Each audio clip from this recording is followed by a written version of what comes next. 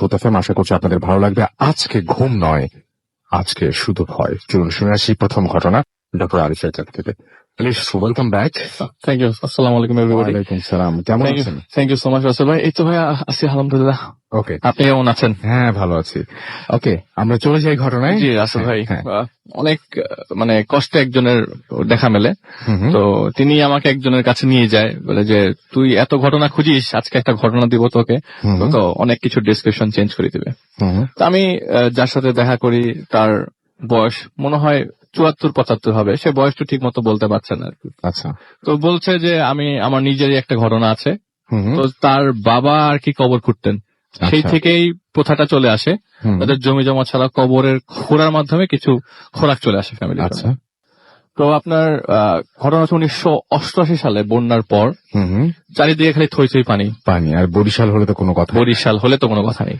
যে বরিশালে যে ঘটনাটা, একটা কাউয়ারচর এরিয়াতে একটা জায়গা আছে বরিশালে, আপনার যেখানে নদী মানে আপনার যেখানে ঘাট এখন তার অপোজিটে কাউয়ারচর নামে একটা জায়গা আছে। তো এটার ভিতরে অনেক ভেতরে একটি গ্রামের ঘটনা। তো তখন আপনার 1988 সাল তো বুঝছেন, ওখানে এত সভ্যতার আলো তখনও পৌঁছায়নি। তো সে ওই অত্র এলাকার আর কি যত সব মানুষ মৃত্যু হতো সবার কবরই তিনি খুঁড়তেন। আচ্ছা, তার বাবাও খুঁড়তো, তার বাবা মারা যাওয়ার পর তিনি খুঁড়তেন। তখন তার বয়স হচ্ছে 45 বছর। পেশাই হচ্ছে এটা, এবং উনি এটাই রেগুলার করেন। জি। তো কোন মানুষ মারা গেলে তাকে ছাড়া কবর করা হতো না। আচ্ছা। এবং তার এত এক্সপিরিয়েন্স যে এখন যে ঘটনাগুলো রাসেল ভাই, সেই এক্সপিরিয়েন্স সবকিছুকে ধূলিসাৎ করে দেয়। আচ্ছা। তো একদিন আপনার প্রচন্ড গরম পড়েছে, তো আপনার সন্ধ্যা চলে আসছে, বিকাল গড়িয়ে সন্ধ্যা। তো সে একটি গাছের নিচে বসে রেস্ট নিচ্ছিল, বাতাসের জন্য ওয়েট করছে। যখন বাতাসে আরাম করে বসে আছেন, এমন সময় একটি লোক, মাগরিবের আজান তখন দিবে অবস্থা, একটি লোক তার কাছে আসে, এসে বলে, ভাই আমার বাড়ির মালিক মারা গেছে, ওনার কবর দিতে হবে।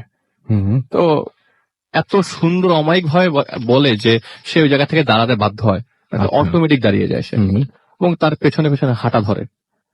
তো বলে বাড়িটা কথা বলে আপনার যে বাড়ি থেকে 1/2 মাইল দূরে। তো ওখান থেকে হাঁটা ধরে। তো হাঁটার ডিসক্রিপশন দিয়ে উনি দিল এভাবে যে আমি যদি 2 কদম দিই সেই লোকটি দেয় 8 কদম। তো অনেক ফাস্ট হাঁটছে। তো আমি তাকে ধরার চেষ্টা করি, যতই কাছে যাই ততই সে দূরে চলে যায়। তো গ্রামের যে আইল আছে, ক্ষেতের আইল দিয়ে হেঁটে চলে যাচ্ছে।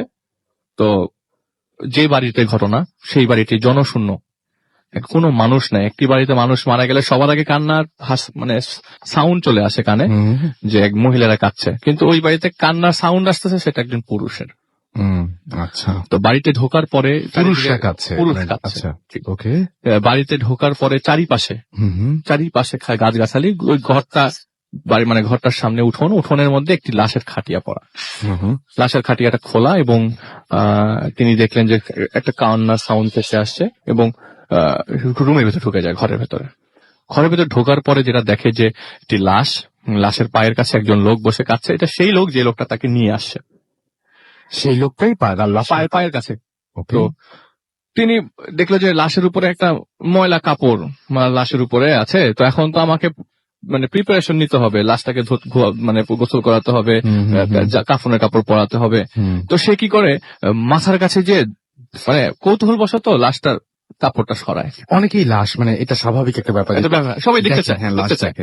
জি, সে কাপড়টা সরানোর পরে রাসেল ভাই যেটি দেখে সেটি হচ্ছে এই মানুষটি যাকে নিয়ে এসছে সেই মানুষটির লাশ, এবং সেই মানুষটি পায়ের সামনে বসে কাঁদছে, এবং সেই মানুষটির চেহারা তিনি দেখছেন। এবং মানে এই জায়গায় আমি কথা বলতে চাই যে গল্পটা এখানেই শেষ নয়, এরপর আর অনেক আছে। মানে যেটা এইটুকু গল্প আমাদের শুনলে মনে হয় যে যে নিয়ে আসছে তার লাশ, এরকম আমরা হয়তো শুনেছি, কিন্তু এর পরের অংশটুকু আমরা আসলে মানে অবিশ্বাস্য। যে রাসেল ভাই, যেটি হচ্ছে আমার নিজেরই প্রতিবার কথা বলছি, আর আমার নিজেরই ভয় লাগছে কথা বলার সময়। ঘটনার সময় এক্স্যাক্টলি সে একই ফিল করেছে আমি।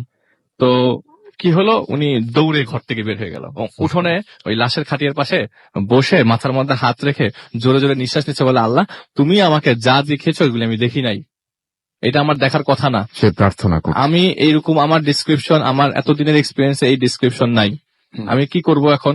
সে চারিপাশে হন্ত হয়ে বেরিয়ে গেল বাড়ি থেকে, এবং হঠাৎ করে দেখলো ওই লোকটি তার পিছনে পেছনে চলে এসছে, বলে ভাই কবর তো দিতে হবে। তো সে আবার মানে ওনার অমায়িক ভাষায় সে আবারও তার পেছনে বাড়ির দিকে গেল, কিন্তু ভয় তো মনের থেকে যাচ্ছে না। তো সে কি করলো, আশেপাশে মানুষ খোঁজা শুরু করলো অনেক কেউ আছে কষ্টে। কিনা? কারণ ওই এলাকাটা তার কাছে একদম অপরিচিত, কিন্তু এতদিন ধরে সে ওই বাড়িতে, এই এলাকায় সেরকম কখনো আসেনি এবং এই লোকটিকেও সে কখনো দেখে নাই। আচ্ছা। তো যাই হোক, সে আপনার একজন মানুষ খুঁজে পেল, এবং তাকে জিজ্ঞেস করলো যে ভাই এখানে মসজিদ কোথায় আছে। তখন ঈশার নামাজের আজান পড়েছে। আচ্ছা। তো তখন বোঝা গেল যে রাত 7টা-8টার মাঝামাঝি, আর ওই সময় রাত 7টা-8টা মানে রাসেল ভাই এখনকার অনেক 3টা। রাত, অনেক রাত। হ্যাঁ। তো উনি কি করলো, ওই লোকটিকে বললো যে ভাই মসজিদ কোথায়। তো সেই মসজিদে ঈশার আজান পড়ছে, মুয়াজ্জিন আজান দিচ্ছে এবং ওখানে ইমাম চলে আসছে, মোটামুটি নামাজের প্রস্তুতি শুরু হয়ে গেছে ওই জায়গায়। তো ওখানে খাদেম সাহেবকে আচ্ছা। বললো যে ভাই একজন মারা গেছে, ওনার তো গোসল টোসল করাইতে হবে, গরম প্রচন্ড, ডেড বডিটা যত তাড়াতাড়ি কবরস্থ করা যায় তত তাড়াতাড়ি ভালো। তো সে ওই খাদেমকে নিয়ে ওই বাড়িতে যাবে। তো গেল এবং বাড়িতে গিয়ে খাদেমের, রাসেল ভাই মানে ওখানকার একটা মানুষ মারা গেলে অনেক ধরনের প্রশ্ন সবার মধ্যে জেগে ওঠে, যে কিভাবে মারা গেল, কি হয়েছে। ওই খাদেম কোনো কিছু জিজ্ঞেসই করছে না, খালি বললো যে ভাই একটু চারিপাশে কাপড় টানান, গরম পানি নিয়ে আসেন, আর ওই যে বড়ই গাছ, অন্ধকারের ভিতরে বড়ই গাছ তার সুন্দর, সে জানে বুঝে গেল, ওই বড়ই গাছ থেকে কিছু বড়ইয়ের পাতা নিয়ে আসেন। আচ্ছা। আর মসজিদে যান, মসজিদে যে আপনি কিছু জিনিসপত্র পাবেন যেগুলি আমাদের লাশের গোসলের পরের জিনিসগুলো লাগে, কাফনের কাপড় থেকে শুরু করে রাসেল ভাই সবই রেডি মসজিদে। আপনি তখন বাইরে বলছিলেন আমাকে যে কাফনের কাপড়, আতর, কাফনের কাপড়, চাপাতি, সুরমা সব রেডি, স্মোক সব থোকায় থোকায় মসজিদের বাইরে সাজানো, যেন সবকিছুর প্রস্তুতি নেয়াই আছে। খালি মনে হয় যে ওনাকেই দরকার, জিনিসটা এরকম হয়ে গেছে। তো উনি কি করলেন, জিনিসগুলা সব সুন্দর সাজানো পেয়ে, মানে ওনার প্রতি যত ঘন্টা বের হয় তত পার হচ্ছে, তত তার মাথা খারাপ হয়ে যাচ্ছে। সে বাড়িতে আসলো এবং সব জিনিস হুজুরকে বুঝাই দিল। হুজুর মানে রাসেল ভাই বলতে গেলে গোসলের পানি যত গড়িয়ে আসে তত সুগন্ধি বেরিয়ে আসে। চমৎকার ভাবে গোসল করাচ্ছেন।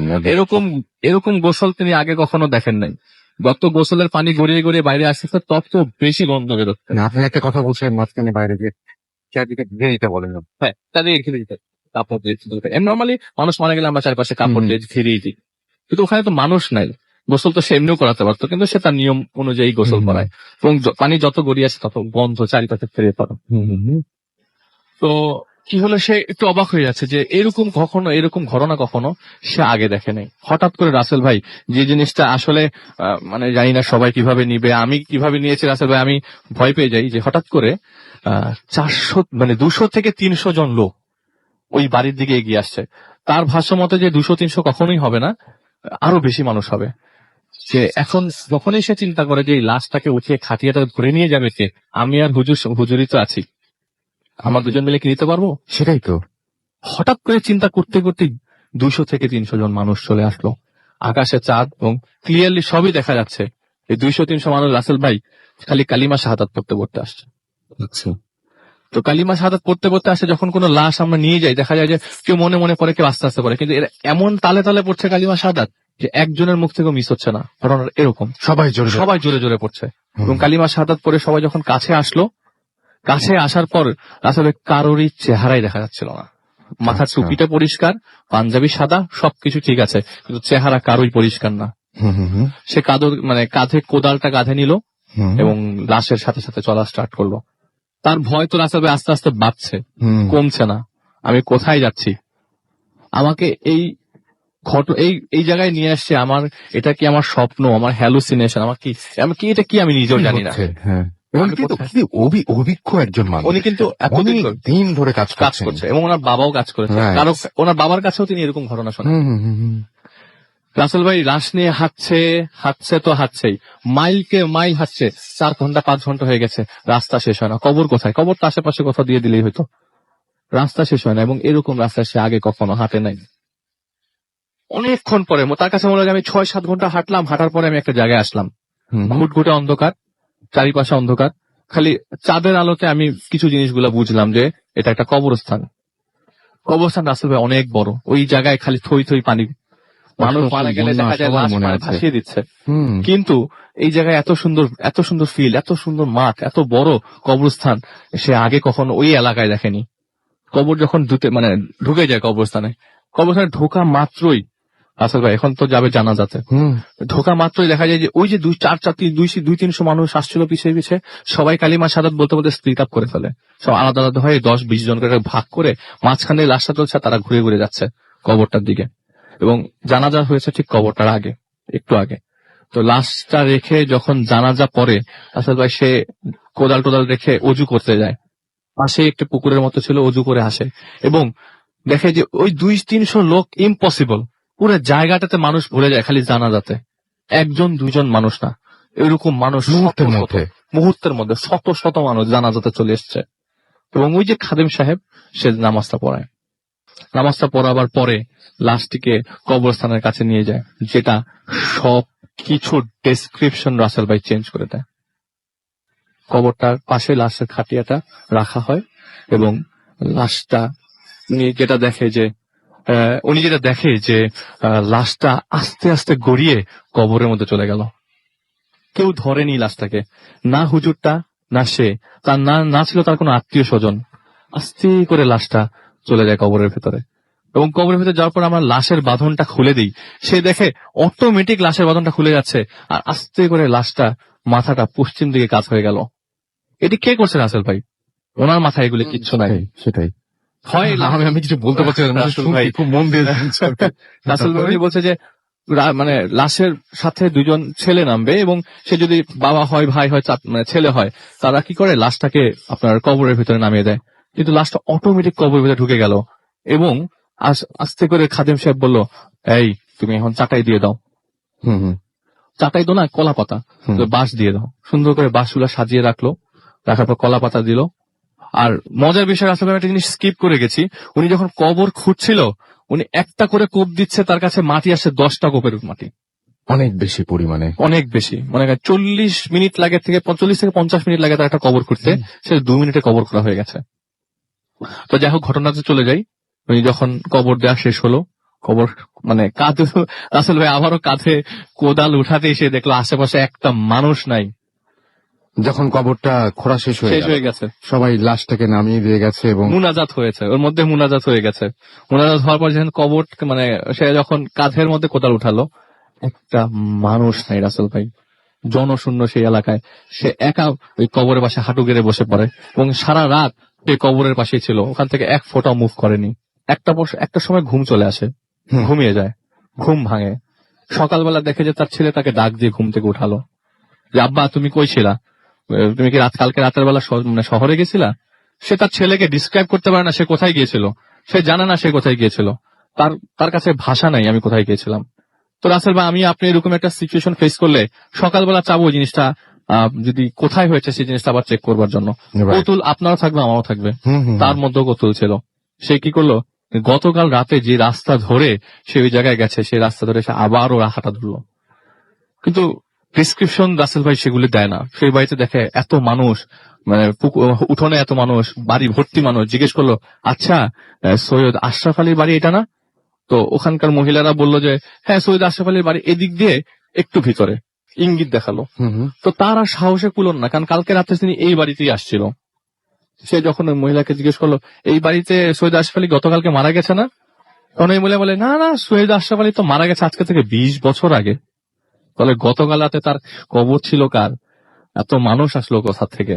সে স্বপ্ন দেখেনি রাসেল ভাই, সে অরিজিনালি একটা মানুষকে গতকাল কবর দিয়েছে। হ্যাঁ, আমার কাছে এই জায়গায় এসে মনে হচ্ছিল যে পুরো জিনিসটা স্বপ্ন দেখেছে, কিন্তু না, মানে কি অবস্থা হয়েছিল ভদ্রলোকের যখন উনি পুরো জিনিসটা এক্সপিরিয়েন্স করেছেন। এবং মানে ব্যাপারটা হচ্ছে যে যেই ভদ্রলোক, আচ্ছা এই ভদ্রলোক সম্পর্কে কিছু জানা গেছে যে সৈয়দ রাসেল ভাই, ওই ভদ্রলোক মাঝে মধ্যে ঢাকায় আসে, ওইখানে উনি বয়সটা এখন বয়স বেশি হয়। সৈয়দ আশরাফ আলী সম্পর্কে উনি জানেন, উনি জানতে চায়নি, উনি জানতেও চায়নি, উনি কবর খুঁড়ে ওই জানার কথা না, মানে জানতে চাইবে না কেউ। মানে এই ঘটনা প্রত্যেকটা মানুষ চাইবে যে এই ঘটনা আমি যত তাড়াতাড়ি পারি ভুলে যাই, আর যেন জীবনে কোনোদিন এরকম যত ভুলবো তত ভালো আমার জন্য। একদম, মানে যত ভুলবো তত বেশি ভালো আমার জন্য। কিন্তু রাসেল ভাই সত্যি, আমি একটু ইন্টারাপ্ট করলাম, যে রাসেল ভাই যে উনি বলছে যে আমি যে সৈয়দ আশরাফ আলীর কবর দিলাম, আমি যদি স্বপ্ন দেখতাম তাহলে আমি দৈনন্দিন জীবনে যাদের সাথে চলাফেরা করি তাদের চেহারা দেখবো।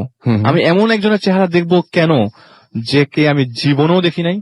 রাইট, এটা কখনোই আমার স্বপ্ন হতে পারে না। আমি নিজের চোখে ঘটনা দেখেছি, আমি নিজে কবর দিয়েছি, আমি নিজে কাঁধে কোদাল উঠেছি, আমি সব ফিল করি। আমার হাতের মধ্যে এখনো কোদালের ছাপ। এবং সবচেয়ে বড় কথা, যিনি রেগুলার এই কাজটা করেন তার কাছে তো ভয়ের কিছু নাই। তিনি নানান ভাবে চেষ্টা করবেন যে ঘটনাটা কি ঘটেছে আসলে সেটা বুঝতে। রাইট, সেটাই। এবং আমরা থ্যাংক ইউ ভেরি মাচ আলিফ আপনার ঘটনার জন্য। এবং আমি দেখতে পাচ্ছি যে অনেকেরই রেসপন্স ফেসবুকে আজকে অন্যদিনের চেয়ে বেশি SMS করছেন সবাই। এবং আমি দেখতে পাচ্ছি যে মৌটুসি লিখেছেন ফার্স্ট স্টোরিটা দারুণ হয়েছে, ব্যাকগ্রাউন্ড মিউজিকটাও তার কাছে ভয়ানক লাগছে। মোবারক চট্টগ্রাম থেকে লিখেছেন খুব ভয় লাগছে তার কাছে। সাকিব রাজশাহী থেকে লিখেছেন আলিফ ভাইয়ের ঘটনাটা জোস। আমি জানি যে সবাই এইরকমই বলবেন, কারণ এই ঘটনাটা আমার কাছে অনেক ভয়ঙ্কর লেগেছে। নীরব আমাদেরকে এসএমএস করেছেন আমাদেরকে অরণ্যা মিরপুর থেকে, এবং আমাদেরকে মিমি এবং সোহেল এসএমএস করেছেন আমাদের, এবং তিনি বলেছেন যে ঘটনাটা অদ্ভুত ছিল। জ্যাকলিন নাটোর থেকে আমাদের এসএমএস করেছেন, নাইম আমাদের এসএমএস করেছেন, জাওয়াদ আমাদের এসএমএস করেছেন ময়মন সিং থেকে, এছাড়াও ফুলপুর থেকে আমাদের এসএমএস করেছেন আলিফ ভাইয়ের ঘটনাটা খুব ভয় লাগছে। শাফিন আমাদের এসএমএস করেছেন, তামিম এসএমএস করেছেন, সিদ্দিক এসএমএস করেছেন, আসাদুল গাজীপুর থেকে। এছাড়াও আরো দেখতে পাচ্ছি অনেকেই, জ্যাকলিন, বাহার, মুকিত, রাতুল এবং লামিয়া, হিমেল পান্ডে, ইমাম এবং আরো অনেকেই আমাদের এসএমএস করছেন। একইভাবে আমি দেখতে পাচ্ছি যে আমাদের সাথে ফেসবুকে অনেকেই জয়েন করেছেন এই মুহূর্তে, এবং অনেকেই জানাচ্ছেন যে তাদের ঘটনাটা অনেক বেশি ভালো লেগেছে। আপনারাও সেগুলো দেখতে পাচ্ছেন। ফার্স্ট ঘটনাটা খুব ভয় লেগেছে আমাদের ফেসবুকে লিখেছেন এসকে সাকিব।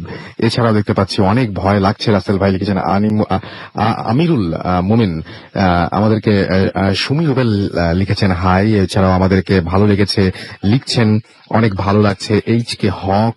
এছাড়াও শরীফুল সজীব আমাদের এখানে লিখছেন, সাদমান সাকিব।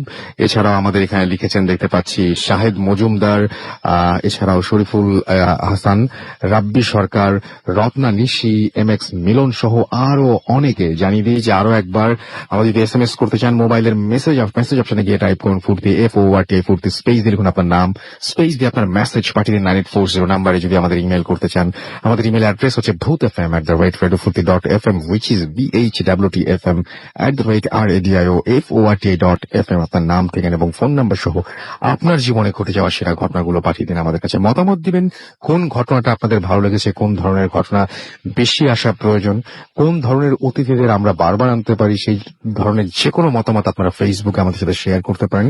আমাদের ফেসবুকের অ্যাড্রেস হচ্ছে www.facebook.com/radio.furti, RADIOFOORTI। পরের ঘটনাটা অনেক বড়, এবং আমরা এই ঘটনাটা অনেক বড় ছিল। আপনারা যদি কিছু মনে না করেন প্লিজ আমরা একটা ছোট্ট ব্রেক নিয়ে আসি, এবং ব্রেকের পরে আমরা আবারও ফিরে আসছি। আমাদের সাথেই থাকুন। আরো একটা ঘটনা, একদম নতুন একজন অতিথি যিনি আমাদের সাথে রয়েছেন, কিন্তু তার ঘটনাটা খুব দারুণ, আমরা শুনবো। স্টে টিউনড রেডিও ফুর্তি এন্ড ডোন্ট স্টপ দ্য ফুর্তি।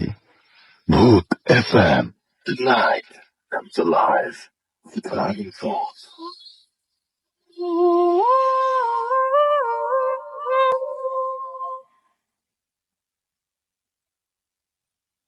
Yes, the night comes alive with গ্রামীণ ফোন। শুনছেন সব সময় রেডিও ফুর্তি 88.0 FM, আর চলছে ভূত FM। আপনাদের সবাইকে আরো একবার স্বাগত জানাচ্ছি, এবং আমরা কোনো কথা না বাড়িয়ে চলে যাচ্ছি আমাদের পরবর্তী অতিথির কাছে। আপনার নামটা প্লিজ একটু বলবেন, এবং আপনি জানিয়ে দিন যে আপনি কোথা থেকে এসেছেন। প্রথমেই রাসেল ভাই থ্যাংক ইউ, আর যারা শুনছেন সবাইকে আসসালামু আলাইকুম।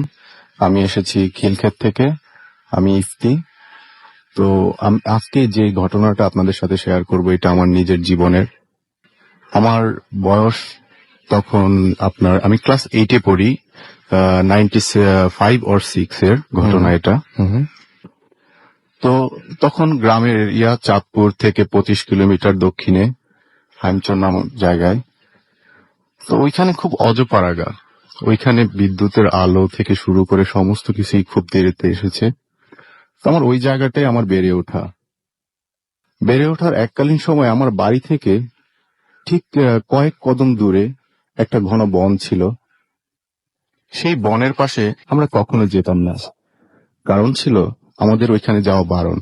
আমাদের দাদি, আমাদের মা আমাকে বলে দিত যে ওইখানে যেও না, ওইখানে প্রবলেম আছে। তো বাই দ্য ওয়ে আমরা কখনো ওদিকে যেতাম না। তো হঠাৎ করে একদিন স্কুল থেকে আসতে দেখি জমি জমার মাপ হচ্ছে। তো আশেপাশে সবাইকে জিজ্ঞেস করলাম, আচ্ছা এখানে কি হচ্ছে? তো বলল যে ওইখানে তো মেঘনা নদীর ভাঙনের কারণে উপজেলা পরিবর্তন হয়ে এখানে চলে আসবে, আলগিবাজার। আচ্ছা আচ্ছা আচ্ছা আচ্ছা। তো আমরা আর ওইটা নিয়ে কিউরিয়াসিটি না দেখিয়ে আমরা চলে আসলাম। তো প্রায় কয়েক মাস ভিতরে ওইখানে একটা 4 তলা বিল্ডিং তৈরি হয়ে গেল। প্লাস্টার টাস্টার সব রং করা হয়ে গেল, সাদা হলুদ রং। তো স্ট্রাকচারটা হচ্ছে আপনার প্রত্যেকটা ফ্লোরে আপনার বারান্দা আছে, বারান্দাটা রড দিয়ে রেলিং বেয়ে একেবারে ছাদে চলে যাওয়া যায়। আচ্ছা। আর সিঁড়িঘরটার বাহির থেকে দেখা যায় যে সিঁড়িঘরটা আপনার গ্লাস করা, খুব খুব খুব খুব গ্লাস করা। হুম। যেহেতু ক্লাস 7 বা 8 ছিলাম, তখন আমাদের গ্রুপটা খুব দুষ্ট ছিল। হুম। তো দুষ্ট হওয়ার কারণে আমরা প্রায় ওইখানে সামনে ছিল একটা খেলার মাঠ, আমরা ওইখানে খেলতাম। খেলতে খেলতে একসময় কি হলো, আমরা ওই ইটা মেরে আমরা ওই গ্লাসগুলা ভাঙতাম। তো তারপরে কি হতো, আমরা দেখতাম যে তার 2-1 মাস পরে এসে আবার কারা যেন এসে আবার ওই গ্লাসগুলা ঠিক করে দিয়ে যায়। তো এইভাবে চলতে থাকলো, আমরা গ্লাস ভাঙি, চলতে থাকলো। তো একদিন খেলার মাঠে আমরা খেলতেছি ও বাসার সামনে, খেলার পরে দেখলাম আমি হঠাৎ করে আমার চোখ গেল ওই হলুদ বিল্ডিংটার দিকে। হুম। তো চোখ যাওয়ার পরে আমি দেখলাম দোতলায় হুম। বারান্দায় একটা মেয়ে সাদা ড্রেস পরে দাঁড়িয়ে আছে।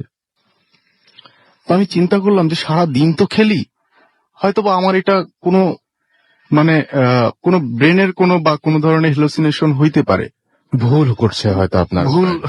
ভুল করছে হয়তোবা। জি। হুম। তো তারপরে কি হলো, আমি ওই দিন আর ওই ঘটনাটা আমি শেয়ার করলাম না আমার ফ্রেন্ডদের কাছে। হুম। ঠিক তার পরের দিনে একই ঘটনা। আমি এই ঘটনাটা খুব ভয় পেয়ে গেলাম, আসলে কি। তখন আমি চিন্তা করলাম, যেহেতু আমার এই ঘটনাটা 2 দিন ঘটলো, আমি আমার ফ্রেন্ডকে বলবো। হুম। তো তার পরের দিন আমি কি করলাম, খেলা শেষ করে পাশে ছিল পুকুর, পুকুরের ভিতরে সবাই গরমকাল, হুম। আমরা পুকুরের ভিতরে হাবুডুবু খেয়ে আবার উপরে চলে এসে আমরা এক জায়গায় গোল হয়ে মিটিং এর মতো বসলাম মাঠের ভিতরে। আচ্ছা। আমাদের পিছনে হলুদ বিল্ডিং। তো আমি যখন বলতে যাব যে আমি কিছু দেখছি, হুম। ঠিক তার মুহূর্তে আমি বলতে যাব, এই মুহূর্তে আমার পিছন থেকে আমার ফ্রেন্ড বলল, দোস্ত আমি না গতকালকে ঠিক তার আগের দিনও আমি একটা মেয়েকে দেখলাম দোতলায় বারান্দাতে দাঁড়ানো। হুম। জিনিসটা আমি মনে মনে চিন্তা করলাম যে আমি একা না, আরেকজন আমার দেখছে। আমার ফ্রেন্ড আরেকজন দেখছে। ঠিক সাথে সাথে সবাই বলে উঠলো, হ্যাঁ আমরাও দেখছি যে একটা মেয়ে। তো তখন আমাদের ভিতরে একটা কিউরিওসিটি তৈরি হলো যে কি হয়, এই বাসায় তো কেউ নাই, বয়সটাও তখন আপনাদের অনেক কম। বয়সটাই অনেক কম, এই বাসায় তো কেউ নাই, তো এই বাসায় এই মেয়েটা আসলো কিভাবে। তো আমাদের ভিতরে একটা স্পিয়া জাগলো, আমরা দেখবো এটাতে আসলে কি ঘটনা। রাইট। তো আমরা প্ল্যান করলাম যে আজকে রাতেই আমরা ভাত টাত খেয়ে আমরা স্কুল মাঠে চলে আসব। তো আমরা রাতের বেলা যে যার মতো ওই দিন বাড়িতে চলে গেলাম। বাড়িতে চলে এসে আমরা ভাত টাত খেয়ে ঠিক 11টায় আমরা 6 ফ্রেন্ড স্কুল মাঠে। আচ্ছা। তখন প্ল্যান করলাম এখনই যাব। হুম। আমরা গেলাম ওই বিল্ডিং এর কাছে, যাওয়ার পর এখন প্ল্যান হলো কে উঠবে, কারণ বিল্ডিংটা ছিল একতলার, বারান্দাটা দিয়ে রেলিং বেয়ে সরকারি বিল্ডিং গুলো যেমন হয় রাসেল ভাই, একটু সানসেটের মতো সামনে থাকে। হুম। তো ওইটার উপরে, সানসেটটার উপরে উঠে আমাকে তারপরে গ্লাস যে ছিল খোপ খোপ মতো, ওই গ্লাস ভাঙতে হবে এবং ধরে পা আগে দিয়ে তারপরে এভাবে যেতে হবে, একেবারে শুয়ে ওইভাবে যেতে হবে, ঝুলে তারপর ঝুলে। মাথা ঢুকে যেতে জি, হবে। জি, জি। হ্যাঁ, রাইট। ঝুলে ওইভাবে যেতে হবে।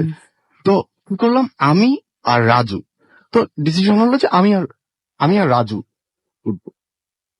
তো আমরা কি করলাম, আমি আর রাজু উঠে গেলাম। উঠে যাওয়ার পরে রাজু বলল যে চল ভিতরে ঢুকি। তো ভিতরে ঢুকে গেলাম। ভিতরে ঢুকে যাওয়ার পরে হঠাৎ করে একটা ঠান্ডা বাতাস করে বয়ে গেল। এতটা ঠান্ডা এই গরমে, আমরা অবাক হয়ে গেলাম। তার পিছন দিয়েই আমার ফ্রেন্ড খোরশেদ এসে আসলো, কিরে তোরা এখানে কি। তো আমরা কি করলাম, ঘটনাটা খোরশেদের সাথে শেয়ার করলাম যে দোস্ত দেখ এখান থেকে একটা ঠান্ডা বাতাস হয়েছে। হঠাৎ করে দোতলা থেকে একটা আওয়াজ আসলো, আওয়াজটা একটা মেয়েলি কণ্ঠের মতো, একটা হাসির মতো আওয়াজ আসার পরে খোরশেদ বলল, ধাম করে আমাকে ধাক্কা দিল, আমি দেখবো। উপরে উঠে গেল, আমরা সবাই তার পিছনে পিছনে দোতলার উপরে দেখলাম তালা নেই। আমরা ভিতরে ঢুকে সমস্ত ঘর সার্চ করলাম, কিছু নেই, শুধু একটা গন্ধ শুধু আছে, সেটা হচ্ছে একটা পোড়া মাংসের গন্ধ। আমরা যে যার মতো চলে আসলাম, আবার বাসায় চলে গেলাম। ঠিক তার পরের দিন আমার ঘুম ভাঙলো সকালবেলা, দেখলাম খুব চেঁচামেচি। আমার চাচা ছিলেন চেয়ারম্যান, আমার চাচার কাছে দেখলাম একটা পুলিশের ভ্যান আসলো। আমার চাচাকে বললো, চেয়ারম্যান সাহেব, আপনাদের এই বিল্ডিংটাতে বা আপনার এই বিল্ডিংটা, হলুদ বিল্ডিংটাতে আমরা 2টা লাশ পেয়েছি, কিন্তু ট্রেস করতে পারতেছি না এটা কার লাশ। তার মানে বেওয়ারিশ লাশ। দেওয়ারিশ লাশ। তখন আমার চাচা বললো কি, আমি এই মুহূর্তে আমি দৌড় দিয়ে, আমার বাড়ির পাশে ছিল আমার রাজু ফ্রেন্ডের বাসা, আমি ওর বাসায় চল থানার সামনে যাই। গেলাম, যা শুনলাম যে বেওয়ারিশ লাশ হিসেবে 2টা লাশ পাওয়া গেছে। তো তার 2 দিন পরে এটা কারো কোনো পরে মাইক নামানো হইলো এলাকায়, তারপরে লোকাল পত্রিকা দেওয়া হইলো, কোনো নিউজ নাই এরা কারা। পরে তারপরে কি হলো, 2 দিন পরে বা 3 দিন পরে ওইটা বেওয়ারিশ লাশ হিসাবে থানার পাশেই কবর দেওয়া হলো। আচ্ছা।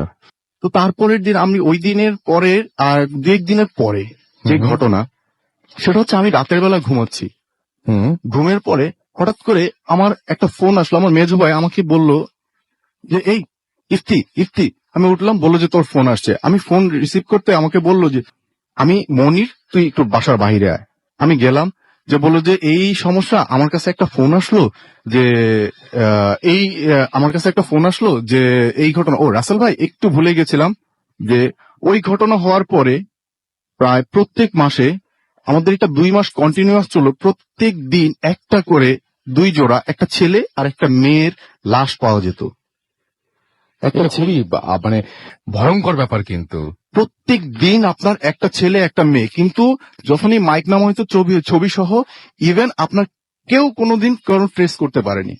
2 মাস চললো এটা। প্রত্যেকটা লাশই বেওয়ারিশ পাওয়া যেত। বেওয়ারিশ লাশ হিসেবে কবর দেওয়া হতো। তো এই ঘটনা তো কি করলো, সরকারি ভাবে বললো যে এখানে তো অনেক সরকারি অফিস আছে, এখানে কয়েকটা ফ্যামিলিকে থাকতে দেন।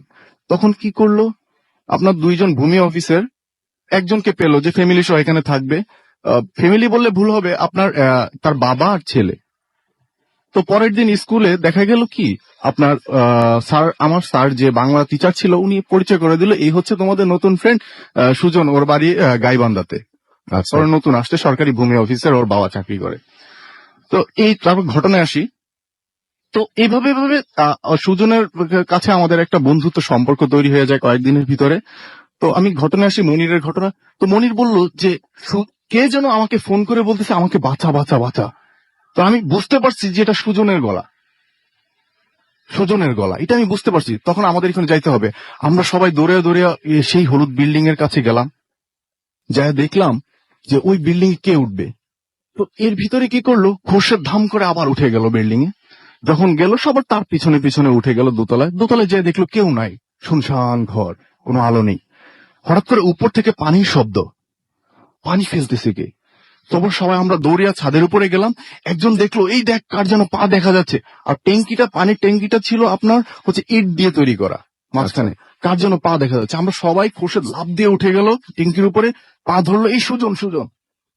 কি করলো, সুজনকে আমরা ধরে নিয়ে উপজেলা স্বাস্থ্য কমপ্লেক্সে নিয়ে গেলাম। ওই রাতে আমরা ভূমি অফিসের একজন লোকের মাধ্যমে খবর দিলাম যে সুজনের বাবা কোথায় আছে। বললো যে অফিসের কাজে ঢাকা গেছে।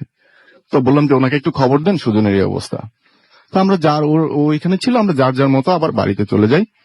তো সকালবেলা আমরা আসলাম, আইসে আবার সুজনের সাথে বললাম, সুজনের জ্ঞান ফিরেছে মেবি 11টায়। তখন বললাম দোস্ত কি হয়েছে।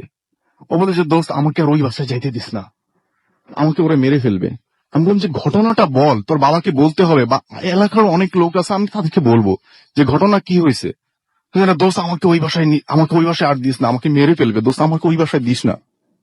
তো তারপরে কি হলো, ওর বাবা আসতে আসতে আপনার বিকাল 4টা বেজে গেল। আমরা ওর আঙ্কেলের কাছে বললাম, আঙ্কেল দেখেন ওই বাসায় থাকেন না, থানার পাশে আপনার একটা সরকারি বিল্ডিং আছে, আপনি ওইখানে থাকেন, না, যেহেতু ওইখানে। উনি আমাকে বললো তোমরা বাচ্চা ছেলে, আমাদের সবাইকে বলো তোমরা বাচ্চা ছেলে, তোমাদের কথার কোনো আমলে নিলেন না ব্যাপারটা। জি রাসেল ভাই, তারপরে ওই আমলে নিলেন না। তারপর অনেক সত্য মিথ্যা সবকিছু উনি কি করলেন, ওই টেনে হিস্ট্রে সুজনকে নিয়ে গেলেন ওই বিল্ডিং এ। নিয়ে যাওয়ার পরে দিন কি হলো, আমরা যার মতো বাড়িতে চলে গেলাম। রাত 12টা কি 12:30টার দিকে হঠাৎ করে আমি থাকতাম আমার শোয়ার আপনার খাটের পাশে ছিল জানালা টাক টাক করে আওয়াজ হলো। আমি বললাম কে।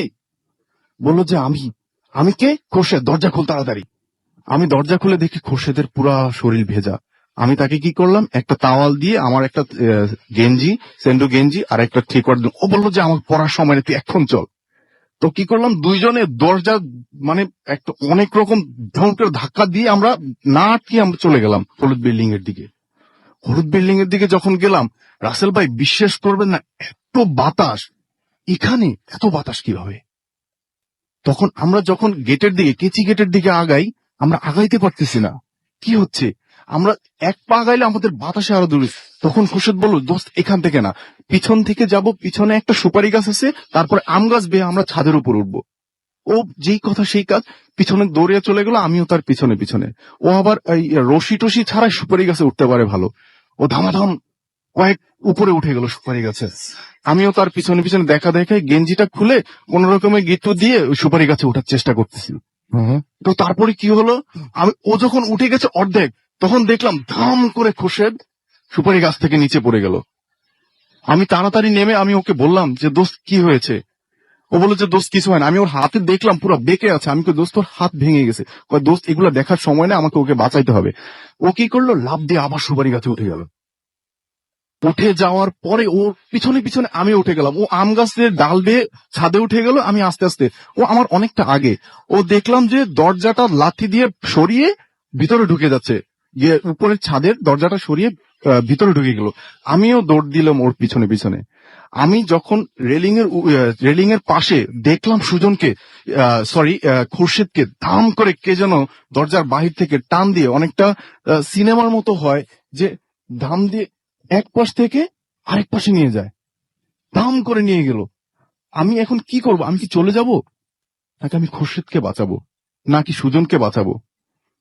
আমি করলাম কি যে না, আমি এখান থেকে যদি চলে যাই বা আমি কি ফিরতে পারবো, তাহলে আমি এক পা আগাই। আমি যখন এক সিঁড়িতে পা দিলাম, কে যেন, রাসেল ভাই, কে যেন আমাকে ধাম করে একটা ধাক্কা মারলো। ধাক্কা মেরে আমি সিঁড়ির গোড়ায় পড়ে যাই। আমার মাথাটা পড়ে যাওয়ার ফলে এই যে রাসেল ভাই, আমার এই নাকের এখানটাতে আমি পড়ছি, আমার নাকটা এখান থেকে করে আর এই বাঁকা হয়ে যায়। এই যে হ্যাঁ, আমি দেখতে পাচ্ছি। হ্যাঁ, এই জায়গাটা পুরো বাঁকা হয়ে যায়। হুম। বাঁকা হয়ে যাওয়ার পরে আমার মাথাটা ছিল ঘরের দিকে। দেখলাম, আমি বিশ্বাস করবেন না যে সুজনের বাবা ডাইনিং টেবিলের পাশে কে যেন অটোমেটিক্যালি, আমি দেখলাম যে ওনার পাটা ছিঁড়ে যাচ্ছে। আমি আরো ভয় পেয়ে গেলাম। তারপরে আমি চিন্তা করলাম যে এখন কি হবে। তো এখানে বসে থাকার থেকে ভিতরে কি হচ্ছে আমি একটু দেখি। আমি যেই উঠতে যাব, কেউ একজন আমাকে টান দিয়ে একেবারে চেয়ারের সহ আমার মাথায় প্রচন্ড ব্যথা পাই, আমাকে নিয়ে দেয়ালের সাথে ধাম করে বাড়ি দিল। বাড়ি দেওয়ার পর আমি আমার ডান দিকে ফিরে দেখি খুরশেদ, আমার বাম দিকে সুজন বারবার চিল্লাচ্ছে, আমাকে বাঁচাও, আমাকে বাঁচাও, কে আমাকে মেরে ফেলবে, আমাকে ওরা মেরে ফেলবে। আমি তারপরে সুজনের বাবার দিকে তাকালাম, আমার আঙ্কেল, সে দেখলাম টান দিয়ে ওনার হাত পা দুইটা ছিঁড়ে ফেলতেছে। কে বা কারা আমি জানি না, শুধু আমি একটা কথার আওয়াজটা ট্রেস করতে পেরেছি যে তোরা এখানে এসেছিস কেন। তারপরে আমি কিচ্ছু জানি না। তারপর হঠাৎ করে দেখলাম নিচে কে কে কে অনেক ধরনের শব্দ। তারপরে আর আমার জ্ঞান নেই। পরের দিন জ্ঞান ফিরলো, দেখলাম আমি হসপিটালে, সে একই চাঁদপুর সদর হসপিটালে। ওইখানে আমি পাশে ফিরলাম খোরশেদের পাশে সুজন। আমার মেজো ভাই আসলো, আমাকে বললো যে তুই এখন সুস্থ আছিস, ডাক্তার বলছে তুই এখন চল। আমি মেজো ভাইয়ের সাথে কোনো কথা না বাড়িয়ে বাড়ি চলে গেল বলে যে আচ্ছা তুই এখন কাপড় গুছিয়ে নে, তোর আর এখানে থাকা লাগবে না। আচ্ছা, স্বাভাবিক। হ্যাঁ, তোর আর এখানে থাকা লাগবে না। আমাকে ঢাকা নিয়ে চলে আসলো। আমার বোনকে বললো ও যেন আর কখনো বাড়ি না যায়। তারপরে প্রায় 2-3 মাস কেটে গেল। আমি ড্যামরা আসলাম কোনাপাড়ায়। একদিন বিকাল বেলা হাঁটার সময় হঠাৎ করে পিছন থেকে একজন বলতেছে ইফতি। পিছন থেকে তাকিয়ে দেখি মনিরের ভাই, আমার ফ্রেন্ড মনিরের ভাই নাজির ভাই। ওনার কাছে আমি পরবর্তীতে কাহিনীটা শুনি যে ওই দিন সুজনের বাবার লাশ পাওয়া গেছে, প্রত্যেকটা অঙ্গ বিচ্ছিন্ন। সুজনকে তার পরের দিন তার মামা এসে বাড়িতে নিয়ে যায়।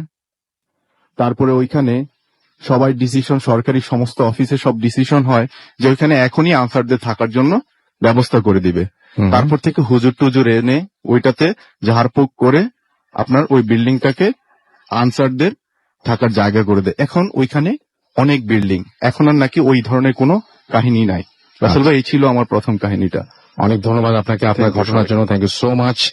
আমরা দেখতে পাচ্ছি যে আমাদের কাছে এসএমএস তো প্রচুর আছে এবং আমাদেরকে এসএমএস পাঠাচ্ছেন আপনারা। অভি আমাদের এসএমএস করেছেন এবং তিনি এবং তার বন্ধু অদিতি শুনছেন। ফয়সাল আমাদের সিলেট থেকে এসএমএস করেছেন। ফুর্তি সারাহ আমাদের মিরপুর থেকে এসএমএস করেছেন। ঘটনাগুলো সবার কাছে ভালো লাগছে, সুতরাং আলাদা করে পড়ছি না। পাবনা থেকে আমাদেরকে এসএমএস করেছেন, নামটা লেখেননি।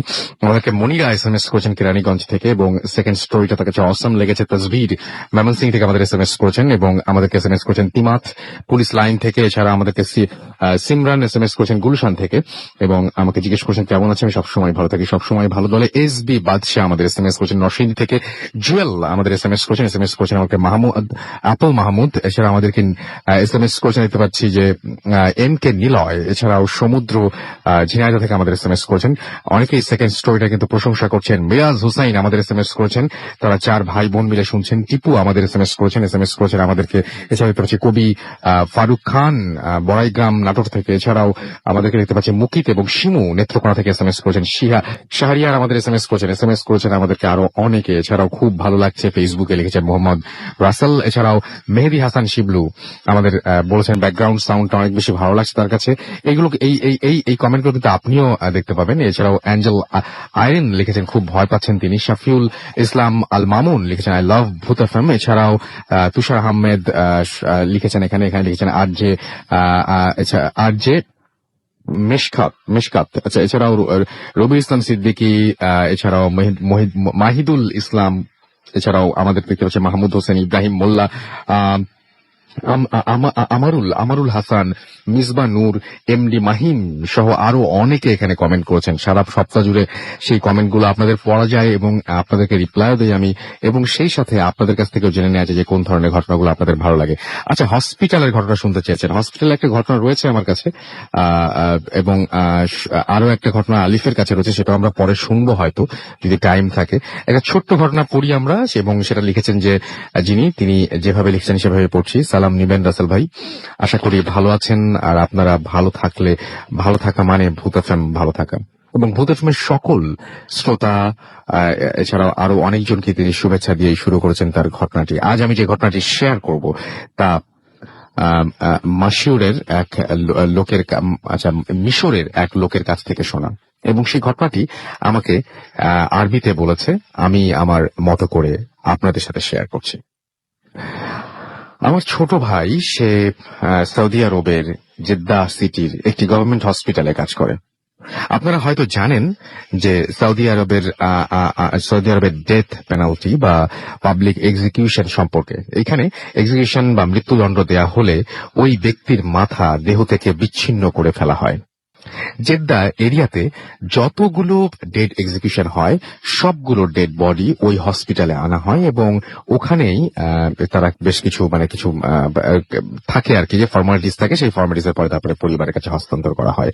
আমার ভাইয়ের কাজ ছিল ডেড বডিগুলোকে পাবলিক এক্সিকিউশনের এরিয়া থেকে আনার পর এক্সিকিউশনের কাপড় ধুলো এবং সবকিছু চেঞ্জ করে দিয়ে তার মাথা থেকে, তার বডি থেকে, মাথা থেকে ক্লিন করা এবং একটা রুমে রাখা, এবং ওই ডেড বডির সকল ডকুমেন্টস রেডি করা, এবং তারপরে কফিন বক্সে যার রিলেটিভের কাছে পাঠিয়ে দেওয়া। এবং ওই ডেড বডি রাখার রুমটির ঠিক 20-30 ফিট সামনে ছিল তার রুম। একদিন রাতের ঘটনা, রাত তখন 2টা হবে এবং সে বাথরুমে যাবার জন্য ওঠে। বাথরুম থেকে বের হয়ে সে কিছু শব্দ শুনতে পায়। শব্দটা ঠিক ওই ডেড বডি রাখার রুমের দিকে থেকে আসছিল, এবং ডেড বডি রাখার রুমের একটা পেছনের দিকে একটা জানালা আছে, সেই জানালাটা দেখা যেত, এবং সেই জানালা থেকে দেখতে গেল যে কি হচ্ছে, এবং সে ওই খোঁজ খবর নিতে গেল আর কি। এবং সে দেখতে পায় জানালার দিকে তাকিয়ে যে ঠিক ডেড বডি রাখার রুমের দরজার সামনে 3-4 জন লোক দরজা ভাঙার চেষ্টা করছে, এবং লোকগুলোর শরীরের গঠন দেখতে সাধারণ মানুষের মতো ছিল না। শরীরের রং ছিল একদম কালো, এবং তাদের হাইট ছিল প্রায় 8-9 ফিটের মতো, এবং লম্বা শরীরে কোনো কাপড় ছিল না। এরপর সে সাহস করে জানালা থেকে চিৎকার করে উঠল, এবং চিৎকার করার সাথে সাথে ওই লোকগুলো তার জানালার দিকে ফিরে থেকেই সে দেখতে পায় যে এবং ওদের মুখে মানে ফিরে তাকায় আর কি, যখন শব্দটা করলো, চিৎকার করলো এবং সঙ্গে সঙ্গে ওই লোকগুলো জানালার দিকে ফিরে তাকালো এবং সে দেখলো যে তাদের মুখে কোনো ধরনের কোনো চামড়া নাই। তার মানে চামড়া যদি তুলে ফেলি আমরা শুধু মাংস দেখতে পারবো, রাইট? সেরকমই ছিল এবং সেরকমই এবং পরের এবং সে সঙ্গে সঙ্গে এটা দেখার পরে সে তার আর মানে কি বলবো, সে সেখানে আর স্থির ছিল না, সে সঙ্গে সঙ্গে সেন্সলেস হয়ে যায়। এবং পরের দিন সকালে কাজে আসতে দেরি হওয়াতে হসপিটাল থেকে লোক আসে এবং রুমের ভেতর থেকে কোনো সারা শব্দ না পেয়ে সবাই দরজা ভেঙে রুম থেকে তাকে বের করে। পরে সে শুনতে পায় যখন তাকে রুম থেকে বের করা হয় তখন তার সমস্ত শরীরে আঠালো জাতীয় কোনো কিছু একটা লাগা ছিল এবং এরপর সে ওই রুম থেকে অন্য একটা প্লেসে শিফট হয়ে যায়। এবং এই ব্যাপারটা অদ্ভুত ব্যাপার যে লাশটা সে রেগুলারই এরকম ধরনের কাজ করছে। আলিফ যেরকম একটু আগে বলছিল একজন কবর খোঁড়েন এবং প্রতিদিনই তিনি তাকে এই কাজটাই করতে হয়। হঠাৎ করে একদিন তার সাথে এই ঘটনাটা ঘটে যায় এবং তার আগে পর্যন্ত তিনি কিন্তু ভয় পেতেন না, তারপর থেকে ভয় পান। এই ভদ্রলোক রেগুলার এই লাশ নিয়েই তার কাজ এবং লাশটাকে গুছিয়ে কফিনে ওঠা পর্যন্ত তৈরি করে তারপরে সেটা পরিবারের কাছে হস্তান্তর করার কাজ তার। এবং হঠাৎ করে একদিন ঘটেছে এরকম দুর্ঘটনা দেখতে পায় যে সেই লাশটির জন্য কেউ বা কারা বা কিছু মানুষ জানালার বাইরে দাঁড়িয়েছে, সেটা অস্বাভাবিক দেখতে। এবং যখন তাকে উদ্ধার করা হয় তখন দেখা যায় তার সমস্ত শরীরে আঠালো জাতীয় পদার্থ। এবং এটা আমাদের লিখেছেন মোহাম্মদ হানিফ, দোহা, কাতার থেকে। এবং আপনাকে অনেক ধন্যবাদ হানিফ আপনার এই ঘটনার জন্য এবং আশা করছি আপনাদের অনেক বেশি ভালো লেগেছে। বলি আরো একবার, আমাদের যদি SMS করতে চান মোবাইলের মেসেজ অপশনে গিয়ে টাইপ করুন ফুর্তি, FORTI ফুর্তি, স্পেস দিয়ে লিখুন আপনার নাম, স্পেস দিয়ে আপনার মেসেজ পাঠিয়ে দিন 9840 নাম্বারে। যদি আমাদের ইমেইল করতে চান আমাদের ইমেল অ্যাড্রেস হচ্ছে bhutfm@radiofurti.fm, which is BHWTFM@radioforti.fm। আপনার নাম, ঠিকানা এবং ফোন নাম্বার সহ আপনার জীবনে ঘটে যাওয়া সেরা ঘটনাগুলো লিখে পাঠিয়ে দিন আমাদের কাছে, বা আপনার জানা সেরা ঘটনাগুলো লিখে পাঠিয়ে দিন আমাদের কাছে। ঘটনার শুরুতে অবশ্যই উল্লেখ করবেন এই ঘটনাগুলো আপনি মানে এখানে স্টুডিওতে সরাসরি এসে শেয়ার করতে চান নাকি আপনি চান যে আপনার ঘটনা আমরা পড়ে শোনাবো। আমাদের ফেসবুক পেজের অ্যাড্রেস হচ্ছে www.facebook.com/radio.furti, www.facebook.com/bhutfm.russell। আর কোনো কথা না বলে আমাকে ছোট্ট বিরতি যাচ্ছি এবং বিরতির পরে আবারও ফিরে আসছি নতুন অতিথি এবং ডক্টর আলিফ থাকবেন তখন আবারও। সো আমাদের সঙ্গে থাকুন, স্টে টিউনড রেডিও ফুর্তি এন্ড ডোন্ট স্টপ দ্য ফুর্তি। Tonight comes alive with Ramin Fawn.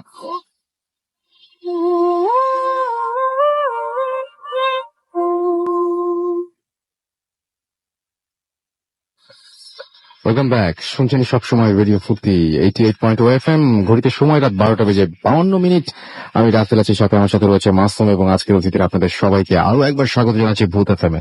এবং বুঝতেই পারছি আপনারা অনেক এনজয় করছেন আমাদের এখানে, যে মানে আমরা দেখতে পাচ্ছি কারা অনলাইনে শুনছেন, কারা ফেসবুকে লিখছেন, সবকিছু দেখে মনে হচ্ছে যে আপনারা অনেক এনজয় করছেন এবং আপনাদের SMS পড়তে ইচ্ছা করছে, অনেক পোস্ট পড়তে ইচ্ছা করছে, কিন্তু গল্প আছে অনেক। সুতরাং দেখা যাক কি হয়।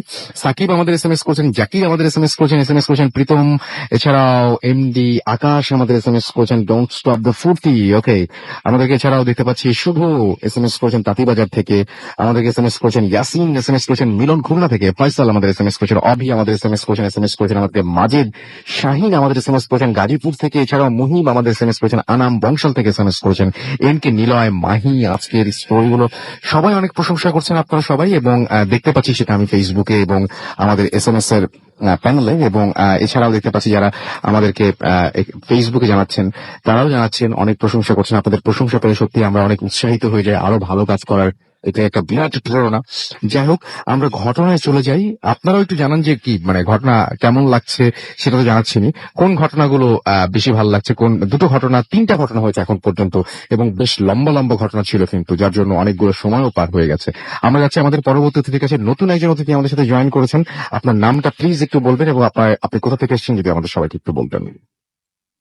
হ্যালো লিসনার, আমি নাহিদ ইসলাম মনিকা, এসেছি যাত্রাবাড়ি থেকে। জব করছি গ্রামীণ ফোনে, দীর্ঘ 10 বছর যাবত আছি গ্রামীণ ফোনে অফিসে। ওকে, শুনি আপনার ঘটনা। আমার ঘটনাটি মূলত আমার নানা বাড়ির একটা ঘটনা, তা 1950 সালের দিকে ঘটনা। তো ঘটনাটি ঘটে পটুয়াখালী জেলার খেপুপাড়া শহরে। আচ্ছা। তো প্রায় 65 সাল আগের ঘটনা। তো আমার এই ঘটনাটি আমার মা মুখ থেকে ছোটবেলায় বেশ অনেকবার আমি শুনেছি, আর যতবারই আমি শুনেছি আমি খুব আবেগপ্রত হয়ে পড়েছিলাম। সো এরপরে সিদ্ধান্ত নিলাম যে ভূত ফ্রেমের লিসনারদের সঙ্গে ঘটনাটি হয়তো শেয়ার করার মতো। সো থ্যাংক ইউ রাসেল ভাই আপনাকে। Thank you so much.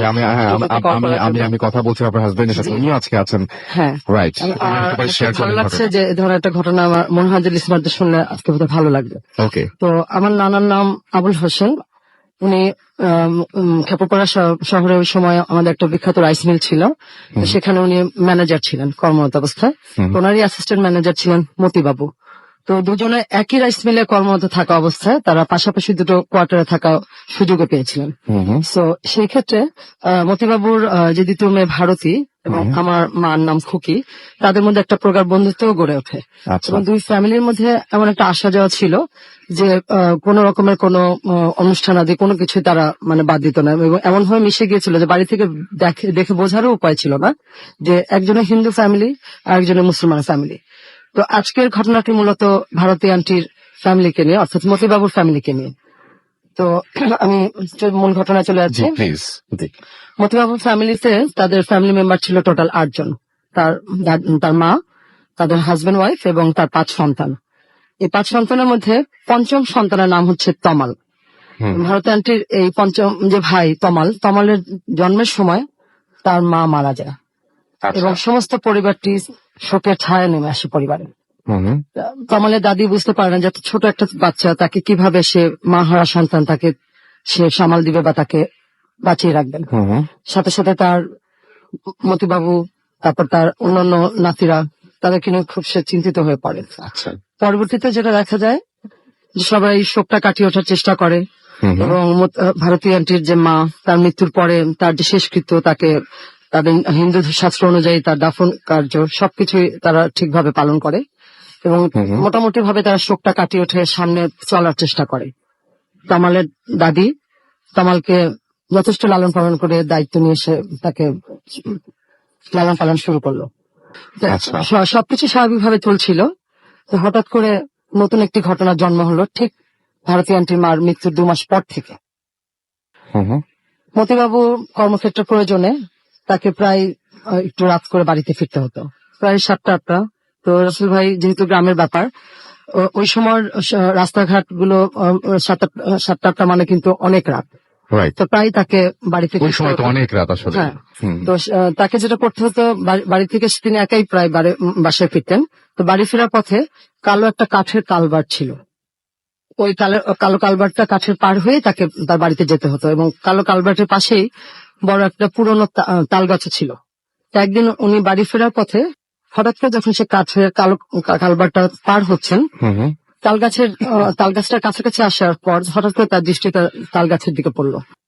দেখতে পেল যে তার মৃত স্ত্রী অর্থাৎ ভারতীর আন্টির মা, তিনি ওখানে দাঁড়িয়ে আছেন তাল গাছের নিচে এবং এক দৃষ্টিতে সে তার হাজবেন্ডের দিকে তাকিয়ে আছেন এবং তাকে ইশারা করে ডাকছেন যে শুনছো, তোমার সঙ্গে কথা আছে, ইশারা দিচ্ছে। ইশারাটা দেখে প্রথমে হকচকিয়ে গেলেন। উনি যথেষ্ট সাহসী মানুষ, হঠাৎ করে সে মনে করলো যে হয়তো তার কোনো মতির ভ্রম হচ্ছে অথবা হ্যালুসিনেশন হচ্ছে, যে তার স্ত্রীকে খুব ভালোবাসত। তার কাছে মনে হলো যে এটা হয়তো তার কোনো মনের ভুল। সে আর তার স্ত্রীকে দেখেও তা না দেখার ভান করে সে ওই দিনের মতো সে বাড়িতে চলে গেল এবং বাড়ি থেকে কাউকে কিছু বললেন না। তো ঘটনা পর্যায়ে পরপর 4-5 দিন তার সঙ্গে এই একই ঘটনা পুনরাবৃত্তি ঘটলো এবং পুনরাবৃত্তি ঘটার কারণে সে তখন রিয়েলাইজ করলো যে না, এটা তার কোনো হ্যালুসিনেশন না, সে সত্যি সত্যি তার স্ত্রীকে দেখতে পাচ্ছেন। এবং ঘটনার 5ম দিনে যখন মতিবাবু আবার সেই কালভার্ট পার হয়ে বাড়ির দিকে তার কাজ শেষ করে ফিরছিলেন, 5ম দিনের দিন মতিবাবুর স্ত্রী তার দিকে এগিয়ে আসলেন কথা বলার জন্য। যখন সে দেখতে পাচ্ছেন যে তার হাজবেন্ড কোনো রেসপন্স করছেন না, 5ম দিনে সে তার একটু এগিয়ে আসলো তার ওই তাল গাছের দিক থেকে তার হাজবেন্ডের দিকে, যে শুনছো, তোমার সঙ্গে কথা আছে। ওই দিন মতিবাবু ভরকে গেলেন যে অ্যাকচুয়ালি আসলে সে তো জানে যে তার স্ত্রী নেই, সে মৃত, তাহলে কে তার সঙ্গে কথা বলার চেষ্টা করছে। সে নিজের সঙ্গে বুঝে উঠতে না পেরে সে তড়িৎ গতিতে ওই জায়গাটা দ্রুত ত্যাগ করে বাড়ির দিকে চলে গেলেন। বাড়িতে গিয়ে ওই দিন তিনি তার মার সঙ্গে খাবার টেবিল এসে শেয়ার করলেন যে মা, গত কয়েকদিন যাবত আমার সঙ্গে কিছু ঘটনা ঘটছে, আমি ভারতীর মাকে দেখতে পাচ্ছি। তো তার মা ভাবলো যে হয়তো ছেলে তার ওয়াইফকে খুব ভালোবাসতো এবং সেই শোকে হয়তো এবং হয়তো শোকে কাতর হয়ে যেহেতু তাকে Right. মিস করছে, হয়তো সে তাকে দেখতে পাচ্ছে ভুল তো দেখছে হয়তো। বললো যে বাবা ও কিছু না, এটা হয়তো তোমার কোনো মনের ভুল, সবকিছু ঠিক হয়ে যাবে, নিজেকে শক্ত করো। তো মতি বাবু মার সঙ্গে কথা বলে একটু আশ্বস্ত হয়ে রাতে খাবার দাবার খেয়ে ঘুমাতে চলে গেলেন। যখন সে ঘুমিয়ে পড়লো প্রায় গভীর রাত 2:30-3টার দিকে, হঠাৎ করে সে মানে জেগে উঠলো পরবর্তীতে, কিন্তু তার আগ মুহূর্তে সে একটা স্বপ্ন দেখছিল। স্বপ্নে দেখতে পেলো যে তার ওয়াইফ তার সঙ্গে দেখা করতে আসছে এবং দেখা করতে এসে তাকে বলছে যে গো শুনছো, তোমাকে এত ডাকলাম তুমি শুনলে না, আমার তো একা থাকতে খুব কষ্ট হচ্ছে, আমি আমার তমালকে নিয়ে যেতে এসেছি, তুমি আমার তমালকে আমাকে দিয়ে দাও। এই কথাটা শুনে মতিবাবু ওই ঘুমের মধ্যে মানে স্বপ্নের মধ্যেই তার চিৎকার করে উঠলো যে এটা তুমি কি বলছো, তুমি তো বেঁচে নেই, আমি কিভাবে তোমার হাতে তমালকে তুলে দিব, তুমি চলে যাও এখান থেকে। তো যখন সে খুব জোরে চিৎকার করে এই কথাগুলো স্বপ্নের ভিতরে তার ওয়াইফকে বলছিল, ওই অবস্থায় তার মানে ঘুমটা ভেঙে গেল। ঘুম থেকে উঠে বসে সে দেখে যে আসলে কিছুই না, উনি এতক্ষণ স্বপ্ন দেখছিলেন। যাই হোক, কিছুক্ষণ পর সে নিজেকে আশ্বস্ত করে আবার শুয়ে পড়লো, ঘুমিয়ে পড়লো। তো ভারতের মা এর পরের দিন যেটা হলো, তাদের বাড়িতে সন্ধ্যার দিকে ভারতীয় আন্টির যে দাদি, উনি খুব ধার্মিক ছিলেন, উনি পুজো পাঠ, অনেক ধরনের তন্ত্রমন্ত্র এবং কিছু তান্ত্রিক বিদ্যাও তার জানা ছিল। হয়তো সপের বশবর্তী করে হলেও তার এগুলো বেশি কিছু জানা ছিল, তো সেগুলো রেগুলার করতো। তো সন্ধ্যার সময় সে পুজো শেষ করে সে তার ঘরে আসলো। তো যেহেতু তার আগের দিন তার স্বামীর সঙ্গে দেখা করলো এবং কয়েকদিন যাবতীয় ভারতীয় আন্টির মা চেষ্টা করছে তার হাজবেন্ডের সঙ্গে একটা কমিউনিকেশন করতে পারছে না, তো পরের দিন ওই দিন সন্ধ্যায় সে বাড়িতে এসে উপস্থিত হলো এবং ভারতীয় আন্টির দাদি যখন সন্ধ্যা পুজো শেষ করে তার শোবার ঘরে আসলো, হঠাৎ করে তার দৃষ্টি গেল জানালার দিকে, ঘরের জানালার দিকে। দেখলো যে জানালার ঠিক বাইরে একদম গা ঘেঁষে ভারতীয় আন্টির মা, মানে অর্থাৎ তার ছেলের বউ দাঁড়িয়ে আছে এবং অপলক দৃষ্টিতে সে তার বিছানার শোয়া যে তার ছোট সন্তান যাকে রেখে তিনি মারা গেছেন তমালের দিকে তাকিয়ে আছেন এক দৃষ্টিতে। তো দাদি দেখে ঘাবড়ালেন না, দাদি আস্তে করে বিছানার পাশে এসে তমালের পাশে বসলো, বসে সে জানালার দিকে তাকিয়ে তার ছেলের বউকে প্রশ্ন করলো, কে চাও তুমি এখানে, কেন এসেছো? তার উত্তরে সে তার শাশুড়িকে প্রত্যুত্তর দিল যে মা, এখানে আমার একা থাকতে খুব কষ্ট হচ্ছে, আমি তমালকে নিয়ে যেতে এসেছি, তুমি আমাকে দিয়ে দাও মা, আমি তমালকে নিয়ে যাব। এই কথা শোনা মাত্র দাদি ভরকে গেলেন, সে তমালকে জড়িয়ে ধরলেন এবং চিৎকার চেঁচামেচি শুরু করলেন যে কি বলছো তুমি, চলে যাও তুমি, আমি কিভাবে তমালকে তোমার হাতে তুলে দিব। তো দাদুর চিৎকারে তার বাকি নাতিরা, বাড়িতে আরো 2জন কাজের লোক ছিলেন, তারাও দৌড়ে তার ঘরে চলে আসলো যে কি হয়েছে। আচ্ছা। তো এই কথা শুনে যখন সবাই চলে আসলো, দাদি বা তার বাকি নাতি এবং কাজের যে লোক ছিল তাদের কাছে তমালকে হ্যান্ড ওভার করে সে দৌড়ে পুজো ঘরে চলে গেল। গিয়ে তার গঙ্গা জল ছিল, সে গঙ্গা জলের বাটিটা সে নিয়ে আসলো, সে কৌটোটা এনে সে সারা ঘরে গঙ্গা জলটা ছিটিয়ে দিল এবং কিছু তন্ত্রমন্ত্র পড়া শুরু করলো। আচ্ছা। উনি যখন মন্ত্র পড়া শুরু করলেন, যেগুলো সে জানতেন, যেগুলো দিয়ে ঘর বন্ধ করা যায়, তখন সে ঘরে ফিরে এসেও দেখলো যে তখনও ভারতীয় আন্টির মা জানালার পাশেই দাঁড়ানো আছে। কিন্তু বেশ কিছুক্ষণ মন্ত্র পড়ার পর, পানি ছিটানোর পর, প্রায় ঘন্টাখানেক পরে বোধহয় সে হঠাৎ করে তাকে দেখে যে তিনি আর সেখানে নেই, চলে গেছেন। আচ্ছা। তো দাদি ওই দিনের মতো মোটামুটি সবকিছু গুছিয়ে তমালকে নিয়ে একটু সেভ করলো এবং সে সিদ্ধান্ত নিল যে না, কোন একটা সমস্যা, যেহেতু তার ছেলেও তাকে ইনফর্ম করেছে যে তার সঙ্গে দেখা দিচ্ছে এবং অলরেডি তার সামনেও চলে আসছে, তো সেখানে একটা কোনো ব্যবস্থা নেওয়া উচিত। তো তিনি করলেন কি, তাদের একজন পারিবারিক তান্ত্রিক ছিলেন যার কাছ থেকে অনেক সময় উনি অনেক সলা পরামর্শ বা বুদ্ধিশুদ্ধি করতো কোনো প্রয়োজন থাকলে, তো উনি তাকে জানালেন যে আমার বাড়িতে তো এরকম সমস্যা হচ্ছে, তো আমি কি করতে পারি। তো উনি ওনাকে কিছু ব্যবস্থা দিলেন এবং কিছু লাল সুতো পরেও দিলেন যে প্রত্যেকের হাতে, তার বিশেষ করে তার ছেলে, তার নাতি, তাদের সেফটির জন্য তাদের হাতে বেঁধে দেওয়ার জন্য। আচ্ছা। তো ওগুলো দাদি নিয়ে এসে সে যথাযথ ব্যবস্থা নিল এবং বিশেষ করে উনি যে ঘরে থাকতেন তমালের রুমটা তিনি বন্ধ করে দিলেন, যাতে তার রুমে কোনোভাবেই যেন ভারতীয় আন্টির মা প্রবেশ করতে না পারে। আচ্ছা। এবং পাশাপাশি মতিবাবুর যে শোবার রুম, সেখানে সে একটা গঙ্গা জলের আলাদা একটা ছোট কলসি রেখে দিল ছেলের সেফটির জন্য। আচ্ছা। যাই হোক, যখন শাশুড়ির সঙ্গে কথা বললো ভারতীয় আন্টির মা কোনো সেরকম রেসপন্স পেল না, রিপ্লাই পেল না, যে তার শাশুড়িও তার সঙ্গে একমত না। পরবর্তী সে যেটা করলো, সন্ধ্যা হলেই সে তার বাড়িতে আনাচে কোনাচে দাঁড়িয়ে থাকা শুরু করলো এবং তার অন্যান্য বাকি যে সন্তানরা, যেমন ভারতীয় আন্টি, তার বোন সন্ধ্যা নন্দা, তার যে আরো 2 ছেলে পেন, তাদের সঙ্গে দেখা দেওয়া শুরু করলো। আচ্ছা। বাচ্চারা হয়তো পড়ার টেবিলে পড়তেছে, হঠাৎ করে দেখে তার মা হয়তো দরজায় দাঁড়িয়ে আছে বা জানলায় দাঁড়িয়ে আছে। হয়তো যেহেতু রাসেল ভাই জানেন যে গ্রামের বাড়িতে টয়লেট গুলো একটু দূরে থাকে, তখন যেহেতু 50 বছর আগের ঘটনা, কোয়ার্টার গুলো থেকে টয়লেট গুলো বেশ কিছুটা দূরেই থাকতো। তো দেখা যেত হয়তো তারা যাচ্ছে সন্ধ্যার পরে, হয়তো ল্যাট্রিনে যাচ্ছে আসতেছে, ঠিক তখন হয়তো ল্যাট্রিন থেকে বের হলো, দেখতেছি কিছু দূরে হয়তো আম গাছ তলায় তার মা দাঁড়িয়ে আছে। বাচ্চারা দেখে তো চিৎকার করে উঠতো, দাদিকে ডাকতো, বাবা সবাই দেখতে পেতে শুরু করলো। হ্যাঁ, সবাই দেখতে পেতে শুরু করলো। খুবই এবং এমন একটা অবস্থা যে একটা ভয়ঙ্কর পরিস্থিতি, যে তাদের রাতের বেলা চলাফেরা, খাওয়া দাওয়া, বাচ্চাদের সবকিছু একটা মানে ভয়ঙ্কর একটা ভৌতিক পরিস্থিতির মধ্যে দিয়ে তাদের চলে গেল। মানে তারা আতঙ্কের মধ্যে সবসময় থাকতো যে কখন এই বুঝি তাকে দেখে, এই বুঝি তাকে দেখে। এবং এমন ভাবে সে মানে তাদের সঙ্গে দেখা দেওয়া শুরু করলো যে তাদের দৈনন্দিন যে স্বাভাবিক চলাফেরা সেটাও বন্ধ হয়ে যাওয়ার প্রায় উপক্রম হলো। আমার মা তার বান্ধবীর সঙ্গে এতই অ্যাটাচ ছিল যে দিনের প্রায় অনেকটা অংশই, প্রায় মানে অর্ধেকটা সময় দেখা যেত তার একসঙ্গে স্পেন্ড করতো। কিন্তু এই ঘটনার পরিপ্রেক্ষিতে আমার মারও ওই বাড়িতে যাওয়াটা বেশ অনেকটা সময় বন্ধ হয়ে গেল। আমার নানি তাকে যেতে দিত না, যে কখন কি ঘটে, কখন কি হয়ে যায় এই ভয়ে। তো যাই হোক, ঘটনার পর্যায়ে ভারতীয়টির মা প্রায় তার হাজবেন্ডের সঙ্গে নক করতে থাকলো, কখনো সেই অফিসের থেকে বাড়ি ফেরার পথে, কখনো বা তার শোবার রুমে দেখা দেওয়া শুরু করলো। এবং যখনই সে দেখা দিত, তার মুখে একটাই শুধু উক্তি ছিল, আমার ছেলেকে আমি নিয়ে যাবো, আমার ছেলেকে তোমরা দিয়ে দাও, আমি আর একা থাকতে পারছি না। তো মতিবাবু একদিন এরকম ঘটনা পর্যায়ে চলছে বেশ কিছুদিন। একদিন মতিবাবু বাড়িতে ফিরলেন, বাড়িতে ফিরে খাওয়া দাওয়া শেষ করে ঘুমাতে গেলেন। ঘুমাতে যাওয়ার এক পর্যায়ে গভীর রাতে হঠাৎ করে তার কাছে মনে হলো কেউ যেন তার পা ধরে টানছে। আচ্ছা। পা ধরে টানা দেখে তার তন্দ্রা ছুটে গেল। সে চোখ মেলে তাকিয়ে দেখলো যে তার যে মৃত স্ত্রী তার পা ধরে টানছে, সে তার পায়ের কাছেই বসে আছে। তো দেখে মতিবাবু খুব বিরক্ত হয়ে উঠে বসলেন এবং পাটা ছট করে মানে তার হাত থেকে সরিয়ে ফেললেন এক ঝটকায়। তখন খুব বিরক্ত হয়ে বললেন যে কি রে, তুই আবার আসছিস আমাকে বিরক্ত করতে? তখনও তার মুখে সে একই কথা, আমি তো তোমাকে বললাম আমার একা থাকতে খুবই কষ্ট হচ্ছে, তুমি আমার ছেলেকে আমাকে দিয়ে দাও। আচ্ছা। তো মতিবাবু এবার খুব বিরক্ত ফিল করলেন, যেহেতু ঘুমের ভিতরে সেরকম পা টানাটি করে তাকে উঠিয়েছে, অনেকদিন যাবত তাকে একই কথা বলে চলছে। ওই দিন উনি যেটা করলেন যে ওনার বিছানার পাশে তার হাতের কাছে যে গঙ্গা জলের যে কলসিটা তার মা রেখে দিয়েছেন তার কাছে, ওটা সে হাতে নিয়েছে এবং নিয়ে চট করে ওখান থেকে বেশ কিছু গঙ্গা জলের পানি তার স্ত্রীকে গায়ের উপর ছিটকে দিল। যখনই তার গায়ের উপর পানিটা পড়েছে, তুমি হঠাৎ করে তার রুম থেকে গায়েব হয়ে চলে গেল এবং খুবই ক্রুদ্ধ হয়ে চলে গেল। এবং পরের দিন সে এরপরে যেটা করলো, পরের দিন সন্ধ্যাবেলায় যখন ভারতী আন্টির দাদি পূজা টুজা শেষ করে তার রুমে বসেছিলেন, ওই সময় তার সঙ্গে হঠাৎ করে আবার ভারতী আন্টির মা আবার দেখা দিলেন। এবং সে যেহেতু ঘরে ঢুকতে পারতো না, ঠিক ওই জানালার কারণে সে এসে দাঁড়িয়ে তার শাশুড়িকে খুব অগ্নিমূর্তি ধরে সেদিন নাকি তাকে খুব শাসিয়ে গেল। এবং ওই দিন শাশুড়ির সঙ্গে তুই তোকারি করেও কথা বললো যে তুই তো আমার ছেলেকে আমাকে দিলি না, এত করে বলার পরও, তো যা এবার আমি তোর ছেলেকে আমার সাথে নিয়ে যাবো বলে সে তৎক্ষণাৎ ওখান থেকে চলে গেল।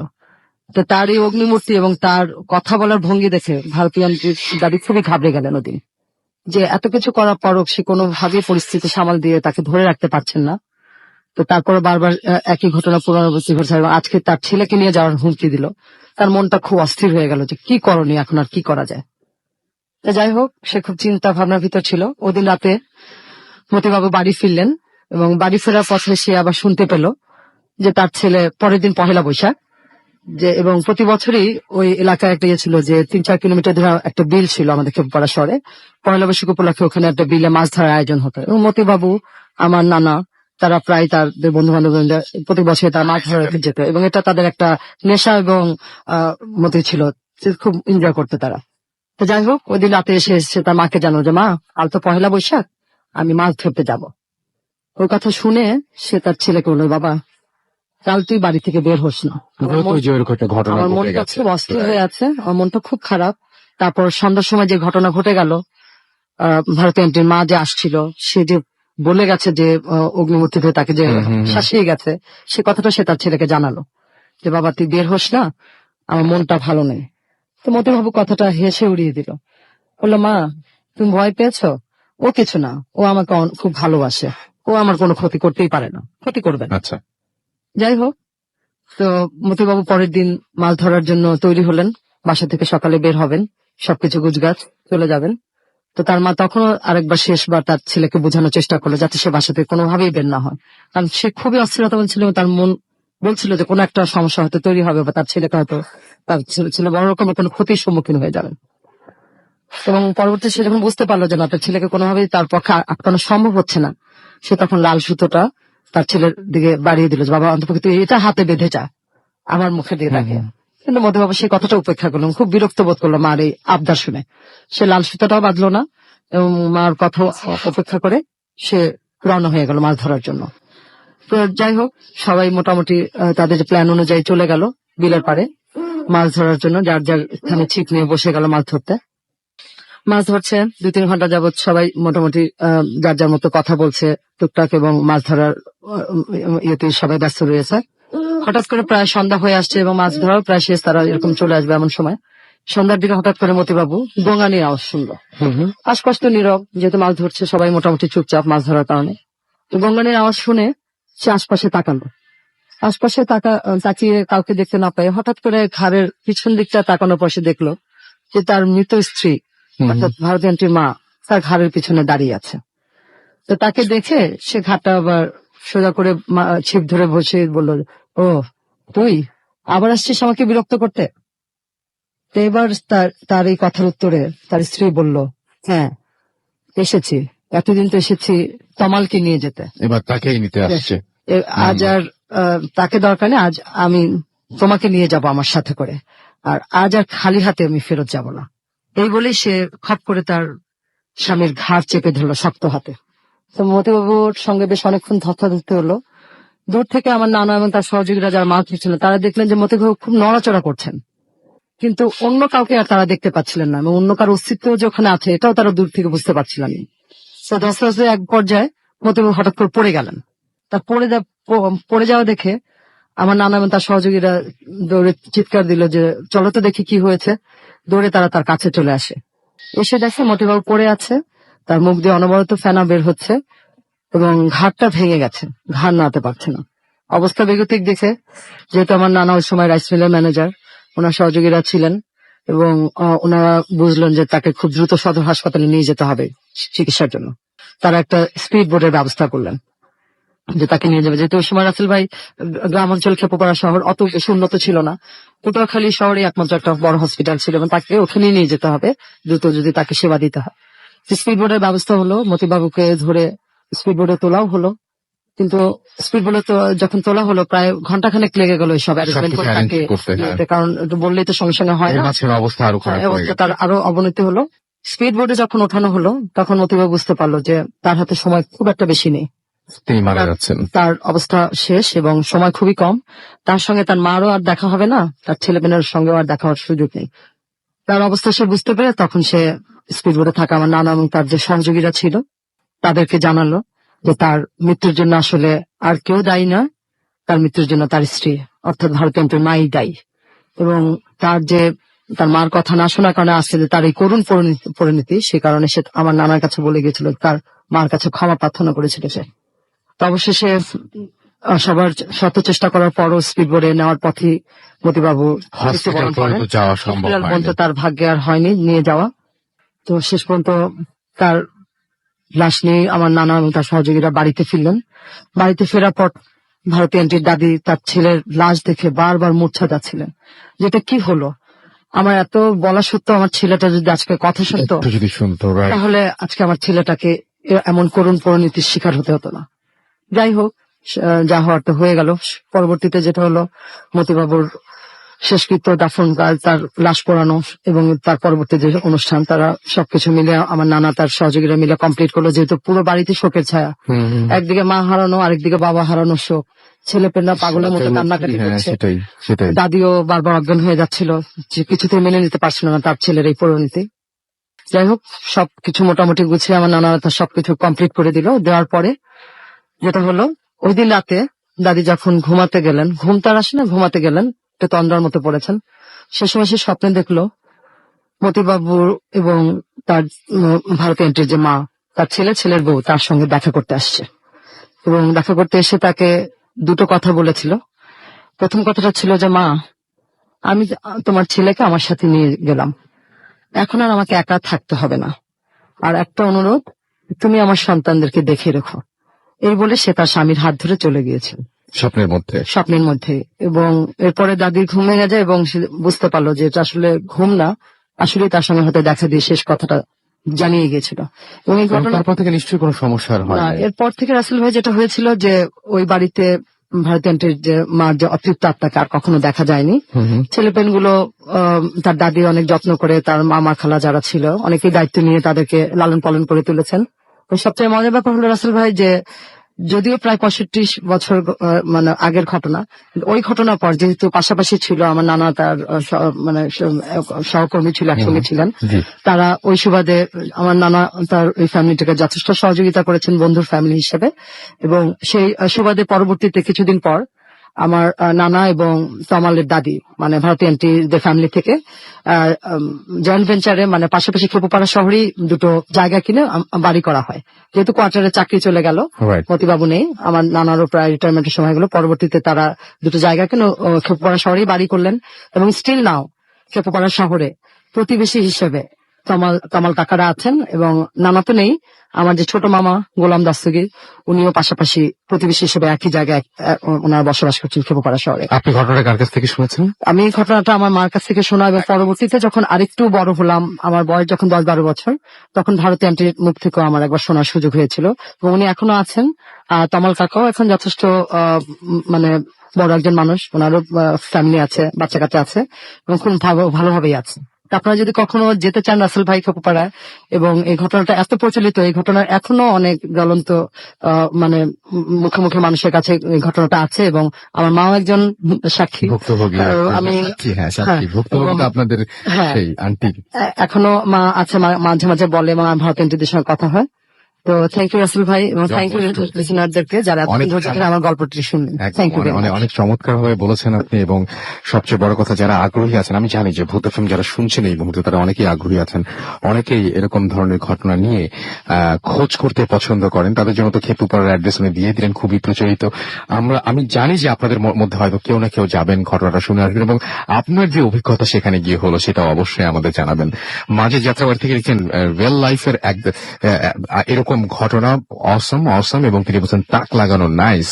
এবং তাসনিয়া লিখেছেন দারুণ হচ্ছে। আমাদেরকে ইমতিয়াজ লিখেছেন যে ভয় পাচ্ছেন তিনি। এছাড়াও পুনম আমাদের লিখেছেন, আমাদেরকে এসএমএস করেছেন, দেখতে পাচ্ছি মৃদুল কুষ্টিয়া থেকে, এবং তার ওয়াইফ জয়তি, তারা দুজন মিলে একসাথে শুনছেন। তো আমাদেরকে এছাড়াও টিমন ময়মনসিং থেকে এসএমএস করেছেন, এবং আমাদেরকে এসএমএস করেছেন দেখতে পাচ্ছি জেসমিন। এছাড়াও এমডি বাদল মিরপুর থেকে আমাদেরকে এছাড়াও জাইরা এসএমএস করেছেন আমাদেরকে। এছাড়াও দেখতে পাচ্ছি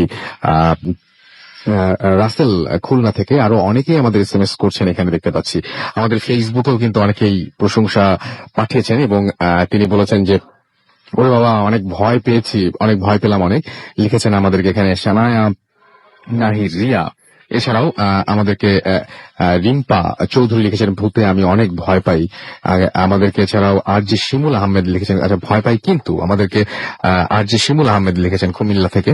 এবং এছাড়া আমাদের এখানে লিখেছেন দেখতে পাচ্ছি সুলতানা শোভন, মুন্না খান, এছাড়া নুসরাত জাহান, মিথিলা, রাসেল আহমেদ হৃদয়, এছাড়াও এমডি বাবলু হুসেন, ক্রেজি বয়, পলাশ, সোনিয়া টিউলিপ সহ আরো অনেকে। আসলে অনেক ঘটনা রয়েছে তো এখনো বাকি, সুতরাং আমার মনে হয় যে আমরা ঘটনায় যাই। আর যাবার আগে জানিয়ে যাই যে আমাদের যদি এসএমএস করতে চান, মোবাইলের মেসেজ অপশনে গিয়ে টাইপ করুন ফুর্তি FORTI ফুর্তি, স্পেস দিয়ে লিখুন আপনার নাম, স্পেস দিয়ে আপনার মেসেজ পাঠিয়ে দিন 9840 নাম্বারে। আমাদের ইমেল করতে চাইলে আমাদের ইমেল অ্যাড্রেস হচ্ছে bhutfm@furti.fm, which is BHWTFM@radioforti.fm। আপনার নাম, ঠিকানা এবং ফোন নাম্বার সহ আপনার জীবনে ঘটে যাওয়া সেরা ঘটনাগুলো লিখে পাঠিয়ে দিন আমাদের কাছে। এবং যারা দেশের বাইরে রয়েছেন তারা তো অডিও ক্লিপ পাঠাতে পারেন আমাদেরকে, এবং আপনারা সবাই জানেন যে অডিও ক্লিপ কিভাবে পাঠাতে হয়। আপনার কথাটি রেকর্ড করে অডিও ক্লিপটি পাঠিয়ে দিতে পারেন আমাদের কাছে। এবং সেই সাথে আরো জানাতে চাই, যারা আমাদের ফেসবুকে কানেক্টেড থাকতে চান তারা চলে যান www.facebook.com/radio.furti, এছাড়াও www.facebook.com/bhutfm.russell, এই দুটো পেজে গিয়ে জানাতে পারেন কোন ঘটনা কেমন লাগছে। অলরেডি আপনারা জানাচ্ছেন, আপনাদেরকে অনেক ধন্যবাদ, এবং জানি যে আপনারা আরো জানাতে থাকবেন সারা সপ্তাহ জুড়ে, সেগুলো পড়বো, আপনাদেরকে রিপ্লাই করবো। আমরা একটা ব্রেকে যাবো নাকি? আমরা একটা ব্রেকে যেতেই হচ্ছে, অনেক লম্বা স্টোরি ছিল, একটা ব্রেকে যেতে হচ্ছে। এরপরেই ডক্টর আরিফের কাছে তার সেকেন্ড ঘটনায় আমরা যাবো। স্টে টিউন টু রেডিও ফুর্তি এন্ড ডোন্ট স্টপ দ্য ফুর্তি FM, the night comes alive. with Ryan Fawn.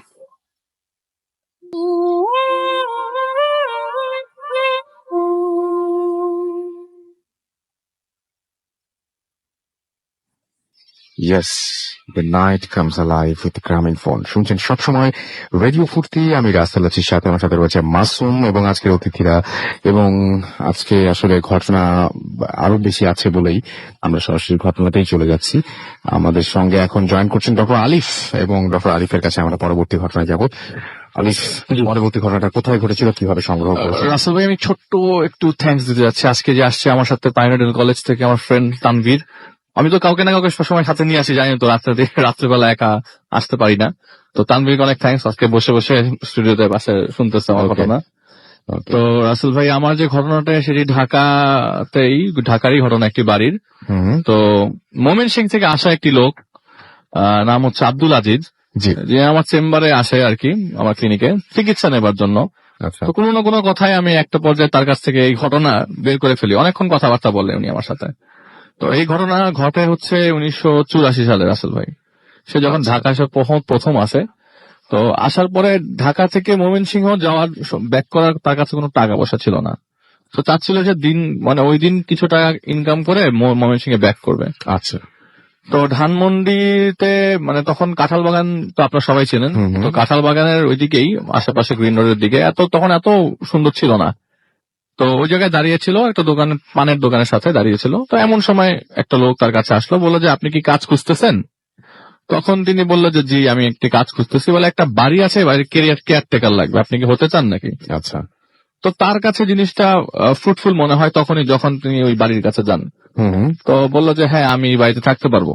তো বাড়িটা সত্যি কথা বলতে কি, ওই বাড়ির মালিক ছিলেন ইউএসএ তে, ফুল ফ্যামিলি। তো বাড়িটা 3 তলা। তো তাকে পুরা বাড়ি দেখাশোনা করতে হবে, কারণ ওই যে লোকটা আসছে তার সাথে সাত্তার নাম, সেই সাত্তার বলছে যে আমি একা পারি না, আপনাকে ওর সাথে থাকতে হবে আর কি। আচ্ছা। তো কাজ ভাগ করে নেয়, এবং যেটি যথারীতি 1984 সালে কাজ ভাগ করে নেয় যে আমি উনি কখন রাতে দেবে কখন সকালে দেবে, তারা নিজেদের মধ্যে মিউচুয়াল করে নেয় আর কি। তো যেদিন ঘটনা ঘটে সেদিন ভর দুপুরে, তো তার দায়িত্ব ছিল যে 3 তলায় যে মালিকের বাড়িটা, মালিকের যে ফ্ল্যাটটা, সেটা পরিষ্কার করতে হবে।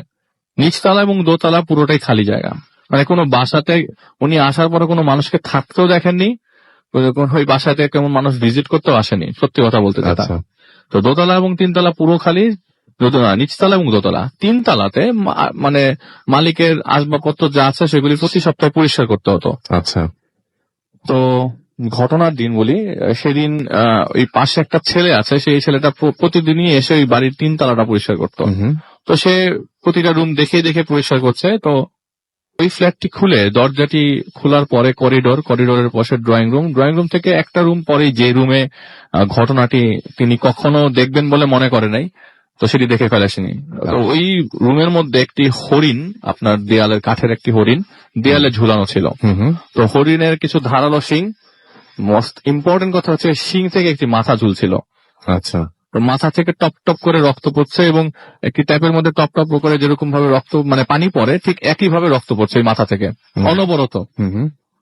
তো তিনি দৌড়ে ওই ছেলেটির কাছে যান এবং ছেলেটিকে রুমে নিয়ে আসেন, কিন্তু কিছু দেখেন না। ছেলেটিকেও কিছু বলে না যে সে কি দেখেছে। সে নিচে যায় এবং ওই দিন সন্ধ্যার সময় সাত্তারকে বিষয়টা শেয়ার করে। আচ্ছা। কিন্তু সাত্তার বিষয়টাকে তেমন গুরুত্ব না দিয়ে উঠে চলে যায়, এক ফোঁটা গুরুত্ব দেয় না। আর উনি আসার পর থেকে একটা জিনিস লক্ষ্য করে যে কথা বলার মানুষ একমাত্র সাত্তারই, কিন্তু তার সাথেই কথা বলা যেত না, খুব কম কথা বলতো। দরকার ছাড়া কোনো কথা তার সাথে তেমন কোনো কথা বলতো না। আচ্ছা। তো উনি দেখলো যে সাত্তার কোনো পাত্তা জানি, তিনি জিনিসটা সেরকম ভাবে নেন। উনি মনে করছে সাত্তার মানুষটা এরকম। আচ্ছা। নেক্সট উইক, পরের সপ্তাহে ঘটনাটি ঘটে যে উনি ছেলেটাকে উপরে পাঠায় দেয়, কারণ উনি একবার একটা জিনিস সম্মুখীন হয়েছে একটা ভয়ের। তো উনি চেয়েছে যে ছেলেটার উপরে পরিষ্কার করে আসুক, আমি নিচেই থাকি। তো ছেলেটিকে উপরে পাঠিয়ে দেয়। হঠাৎ করে 10 সেকেন্ডের একটি চিৎকার শুরু হয়, 10 সেকেন্ড পর্যন্ত থাকে। উনি উপরে যায়, ওই দেখে ওই রুমটিতে যে ছেলেটি আপনার পরিষ্কার করতে যেত প্রতি সপ্তাহে, সে উল্টো হয়ে পড়ে আছে, হাত পা কেমন জানি উল্টো পাল্টা অবস্থায়। তো ওকে হসপিটালে নিয়ে যায় এবং জ্ঞান ফেরার পরে কোনো এর হাড্ডিটা ভাঙা অবস্থায় পায়। এবং উনি দেখে যে ছেলেটিকে জিজ্ঞেস করে, তুই অজ্ঞান হয়ে গেছিলি কেন, কি হয়েছিল? ছেলেটা অনেকক্ষণ পরে বলে যে আমি যখন পরিষ্কার করতে রুমে ঢুকি তো সবার আগে শুরু করতে চাইছি ওই রুম থেকেই। তো সব রুম খোলার পরে দেখি যে আপনি একটি মানুষকে কোপাচ্ছেন। কে কোপাচ্ছে? এই আব্দুল আজিজ। আচ্ছা, আপনি একটি মানুষকে কোপাচ্ছেন চাপাতি দিয়ে মেঝের মধ্যে। এইটি দেখে সে অজ্ঞান হয়ে যায়, কারণ আমি তো আপনাকে নিচে দেখেছি। তো উনি জিনিসটা আগের ঘটনার সাথে মিল খুঁজে পায় এবং মোটামুটি সিদ্ধান্ত নিতে থাকে যে আমি আস্তে আস্তে এই বাসাটা ছেড়ে দিব। আচ্ছা। কিন্তু উনি যেতে পারছিল না, কোনো না কোনো ভাবে মন তাকে এই বাসায় তাকে আটকে রেখেছে। তো আপনার শীত এবং গরমের মাঝামাঝি পর্যায়ে আর কি। ওই দিন প্রচন্ড বৃষ্টি, সকাল 8টার দিকে পুরো আকাশ অন্ধকার। তো সে একজনের জন্য ওয়েট করছে ছাতা নিয়ে, গাড়ি পার্কিং যেখানে মানে পার্কিং করা গাড়ি যেখানে পার্কিং করা যায় সে জায়গায় দাঁড়িয়ে আছে।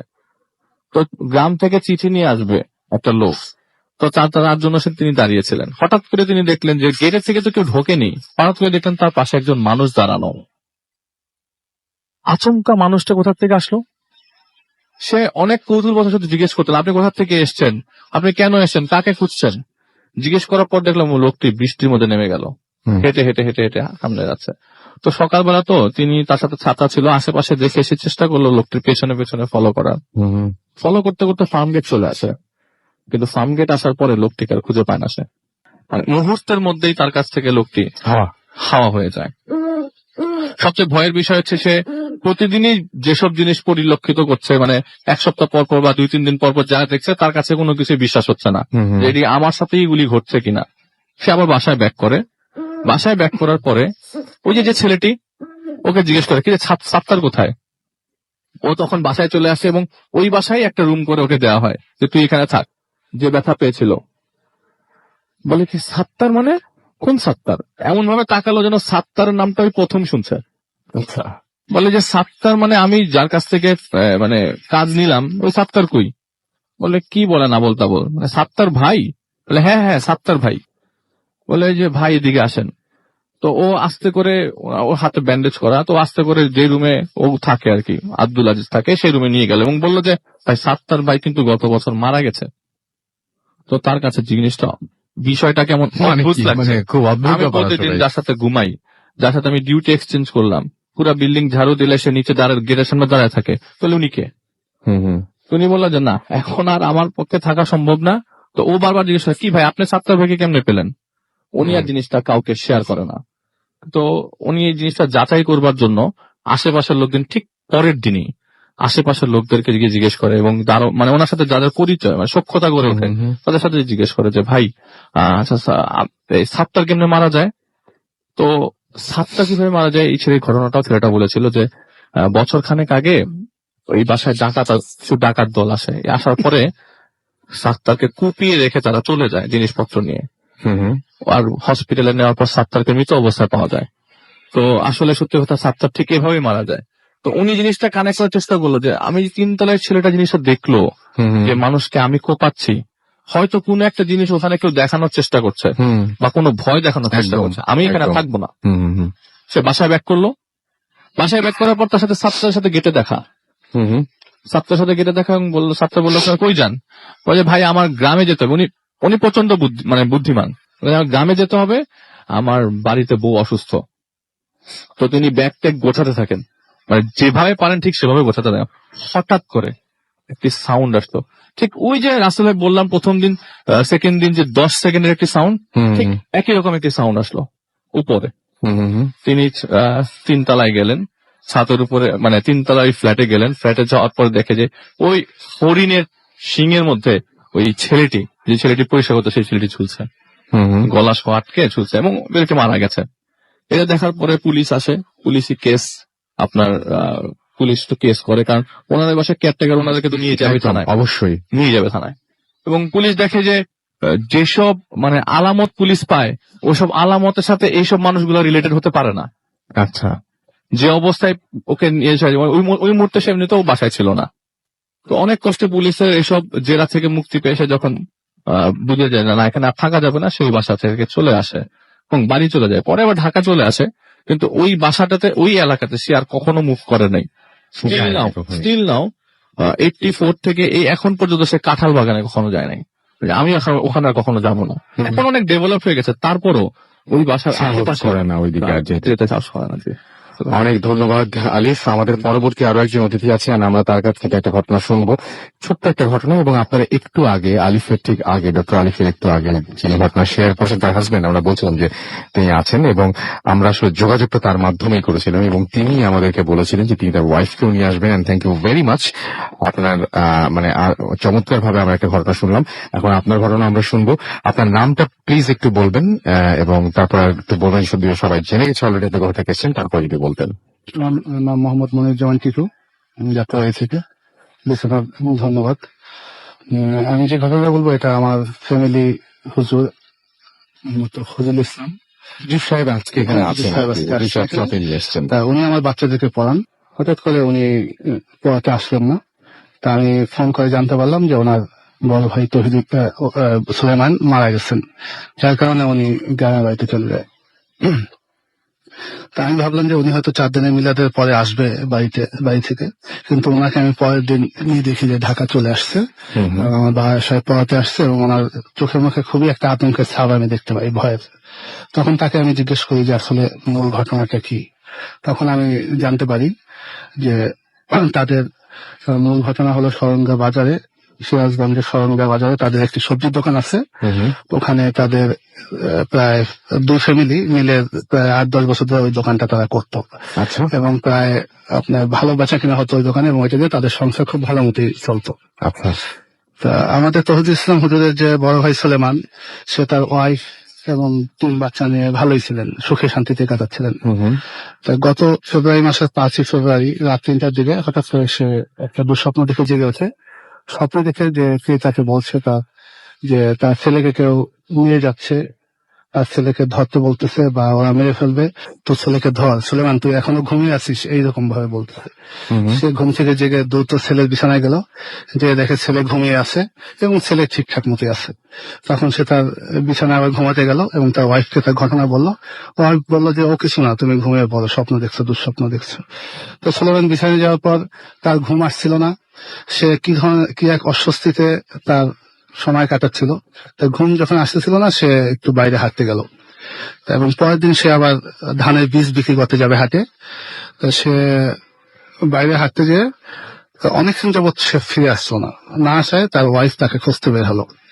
তা প্রথম বাড়ির উত্তর পাশে বাথরুম, সেখানে গেল, পেল না। দক্ষিণ পাশে যেখানে ধানের মজুদ, বীজের মজুদ, সেখানে গেল, সেখানেও তাকে পেল না। বাড়ির কাছে একটি নদী আছে, নদীর ওখানেও তাদের একটি বীজতলা আছে, ওখানেও তাকে খুঁজতে গেল, কিন্তু ওখানেও তাকে পেল না। তখন সে দ্রুত বাড়িতে ফিরে আসলো, এসে তার সুলেমানের ছোট ভাইদেরকে জাগিয়ে তুললো এবং বললো যে তোমার ভাইকে তো খুঁজে পাওয়া যাচ্ছে না। তখন সবাই মিলে দৌড়দৌড়ি করে খুঁজতে বের হলো এবং বাড়ির আশেপাশে সব জায়গায় তাকে খুঁজলো, কোথাও পাচ্ছিল না। এমনকি বাড়ির যেখানে চুলো ছাই ফেলা হয় দক্ষিণ পাশে, ওখানেও কিছুক্ষণ আগে খুঁজে গেছে, কিন্তু ওখানে তাকে পায়নি। কিন্তু আজানের পর তাকে পাওয়া গেল যে বাড়ির উঠোনের পাশে যেখানে ছাই ফেলা হয় সেখানে সে মরে পড়ে আছে। এবং তাকে বাসায় নিয়ে এসে পরীক্ষা নিরীক্ষা করে দেখা গেল তার গলায় 2টো কালো দাগ ছাড়া আর কোনো দাগই তার ছিল না। এরপর সুলেমানের কালঘাটটা কেমন ছিল, মানে বোঝা যায় যে কিছু হ্যাঁ 2টা দাগ দুপাশে, ঠিক আঙ্গুলের দাগের মতোই আর কি। আচ্ছা আচ্ছা। কিন্তু মানুষকে যেরকম হত্যা করলে, যেভাবে গলা টিপে হত্যা করলে যেরকম পুরো গলায় দাগ থাকে, এরকম না, দুপাশে দুটো। তখন যাক তার কৃতকার্য সম্পূর্ণ হলো মুসলমান নিয়মে। এরপরে 4 দিনের মিলাদের দিন আসলে তার ঘটনা, মৃত্যুর রহস্য উন্মোচন হলো। সুলেমান খুব নামাজি এবং ধার্মিক এবং খুব ভালো লোক থাকায় গ্রামের সকল লোকই তার বাড়িতে আসলো, মিলাদে অংশগ্রহণ করলো। সুলেমানের এক ভাগ্নি ছিল, সেও অংশগ্রহণ করলো মিলাদে। তার বয়স আনুমানিক 30 বছর, বিবাহিত। তো সে আগে জিন দেওয়া প্রদেশ ছিল এবং কবিরাজ তাকে একটা তাবিজ দিয়েছিল এবং তাকে নিষেধ করা ছিল যে কোনো মৃত ব্যক্তির বাড়িতে যেন সে না যায়। আচ্ছা, গেলে তার তাবিজের গুণাগুণ নষ্ট হয়ে যাবে। ওই মিলাদের দিনই সন্ধ্যাবেলা সে আবার প্রদেশ হয়ে পড়ে। তা হয়ে পড়লে তখন তাকে কবিরাজ দেখা হয়, তাকে সুস্থ করা হয়। সুস্থ করা হওয়ার পরে সবাই স্বাভাবিকভাবে গ্রামের মানুষের একটা উৎকণ্ঠা থাকে যে সে কিভাবে মারা যায় সুলেমান। তখন তারা তাকে জিজ্ঞেস করে হুজুরকে, যে কবিরাজকে, যে হুজুর আপনি কি আপনি জিনদেরকে বলতে পারবেন যে কিভাবে মারা গেছে সুলেমান? তখন সে অপেক্ষা করে এবং সে বলতে পারে যে হ্যাঁ, সুলেমান কিভাবে মারা গেছে এটা বলা যাবে। সুলেমান মারা গেছে, তাকে জিন, চার হিন্দু জিন তাকে গলা টিপে হত্যা করছে, এবং সুলেমানই প্রথম ব্যক্তি না, এর আগে আরো 3 জনকে তারা হত্যা করছে। এটা কিভাবে? তখন তখন বলল যে সুলেমানের তালই, সুলেমানের শ্বশুর, সুলেমানের বাবা, এবং পর্যায়ক্রমে এই দোকানটা যারা 8-10 বছর যাবত দোকানটা পরিচালনা করে আসছিল, লাস্ট ব্যক্তি সুলেমান। তার মানে ওই দোকানটা নিয়েই আসলে সমস্যাটা। ওখানেই প্রায় 40-50 বছর যাবত তারা ওই দোকানে ওই জিনরা বসবাস করে। এখন তাহলে এই যে মানুষ যে মারা গেল, তারপরে তাহলে দোকানটা নিয়ে তারা কি ডিসিশন নিল? এখন ব্যাপারটা হলো যে সুলেমানের বাবা তালই যারা ছিল, এরা তো বয়স্ক ছিল, যার জন্য তাদের মৃত্যুটা হয়তো অন্যরকম মনে করছে। এই যে সুলেমান মারা যাওয়ার পরে তখন জিনরা আরো বলল যে সুলেমানকে তারা মারার জন্য অনেকদিন ধরে তাকে ওই দোকান থেকে সুলেমান যখন রাতে বাড়ি ফেরে তখন তাকে ফলো করে, অনেক সময় সাথে লোকজন থাকে, এই জন্য তাকে আক্রমণ করতে পারে না। কিন্তু ওই দিন সুলেমানকে তারা ওইভাবে পেয়ে যায় সহজভাবে, তখন তারা আক্রমণ করে, এবং তাদের উদ্দেশ্য ছিল যে সুলেমানকে মেরে তাদের বাড়ির যে পুকুর করে মাটির নিচে গেঁথে রাখবে। কিন্তু সুলেমান তাদেরকে অনেক কাকতামিনতি করে অনুরোধ করে তার লাশটা তারা বাড়ির কাছে ফেলে রেখে যায়, যাতে লাশটা তার ফ্যামিলি পেতে পারে আর কি। তারপরে বাড়ির যারা লোকজন আছে এরা চিন্তা করলো যে এই দোকান, এবং আরো বললো যে জিনরা যে এই দোকান যে করবে তাকেই তারা হত্যা করবে, যে তাদের যেহেতু ডিস্টার্ব হবে। এবং তখন তারা মনে করলো যেহেতু গ্রামের ব্যাপারটা যাতে না ছড়াতে পারে, খুব দ্রুত দোকানটা বিক্রি করে দেবে তারা। এবং এখন পর্যন্ত দোকানটা তারা বিক্রি করার চেষ্টা করছে, কিন্তু বিক্রি করতে পারেনি। ওকে, অনেক ধন্যবাদ আপনাকে আপনার ঘটনার জন্য, অনেক ধন্যবাদ। এবং আপনারা সবাই মিলে, আপনাদের পরিবারের সবাই মিলে অনেক দূর থেকে অনেক কষ্ট করে এত রাত্রে এসছেন, এবং এই জন্য আপনাদের অনেক ধন্যবাদ। যাই হোক, আমরা দেখতে পাচ্ছি যে অনেকেই আমাদের এখানে SMS করেছেন এবং এখনো করে যাচ্ছেন। তন্ময় আমাদের SMS করেছেন এবং তিনি শুনছেন আমাদেরকে। হানিফ আমাদের SMS করেছেন মাহমুদ, এছাড়া আমাদের SMS করেছেন দেখতে পাচ্ছি সুস্মিতা বড়ুয়া, এছাড়া আমাদের SMS করেছেন মাহিন প্লাস সিথি। তন্ময় আমাদের SMS করেছেন, জ্যোতি আমাদের SMS করেছেন হারুন, এছাড়াও আমাদেরকে মানিয়ার কুষ্টিয়া থেকে SMS করেছেন আমাদেরকে আরিফ এবং তার ওয়াইফ রুম্পা। ফুর্তি আমাদেরকে এখানে SMS এর নামটা লেখেনি, ফুর্তি লিখেছেন। রকি এবং রকি আমাদের BCC রোড ঢাকা থেকে SMS করেছেন। শুভ আমাদের ইংলিশ রোড থেকে SMS করেছেন আমাদেরকে। তন্ময় রয় বেরি রোড থেকে, এছাড়াও আমাদেরকে SMS করেছেন দেখতে পাচ্ছি রকি। এছাড়া আমাদেরকে তৌফি SMS করেছেন আমাদেরকে দেখতে পাচ্ছি মাহবুব উত্তরা থেকে। এছাড়া আমাদের SMS করেছেন সানি কুমিল্লা থেকে। রায়হান আমাদের SMS করেছেন আমাদেরকে দেখতে পাচ্ছি শাহেদ। এছাড়াও SMS করেছেন আমাদেরকে তারেক।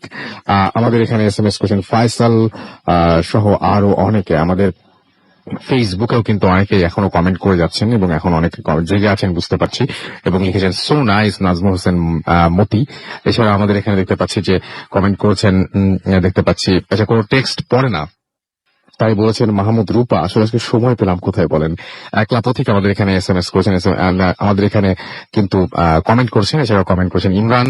এছাড়া আমাদের এখানে কমেন্ট করেছেন দেখতে পাচ্ছি শাকিল আলম অপু। এছাড়া আমাদের এখানে MD জুনায়েদ খান সহ আরো অনেকে দেখতে পাচ্ছি ফেসবুকে কমেন্ট করেছেন। এগুলো আপনারা দেখতেই পাবেন, সরাসরি চলে যান আমাদের পেজে www.facebook.com/radio.furti RADIOFOORTI, এবং আমার পেজ যেটা আছে সেখানে আপনি যেতে পারেন যে www.facebook.com/bhutfm.russell। আমার নামের স্পেলিং হচ্ছে RUSSELL। যাই হোক, আমরা একটা ছোট্ট বিরতিতে যাবো এবং বিরতির পরে আবারও ফিরে আসছি। সেই পর্যন্ত আমাদের সঙ্গে থাকুন। স্টে টিউনড রেডিও ফুর্তি এন্ড ডোন্ট স্টপ দ্য ফুর্তি। Once alive with Ramin.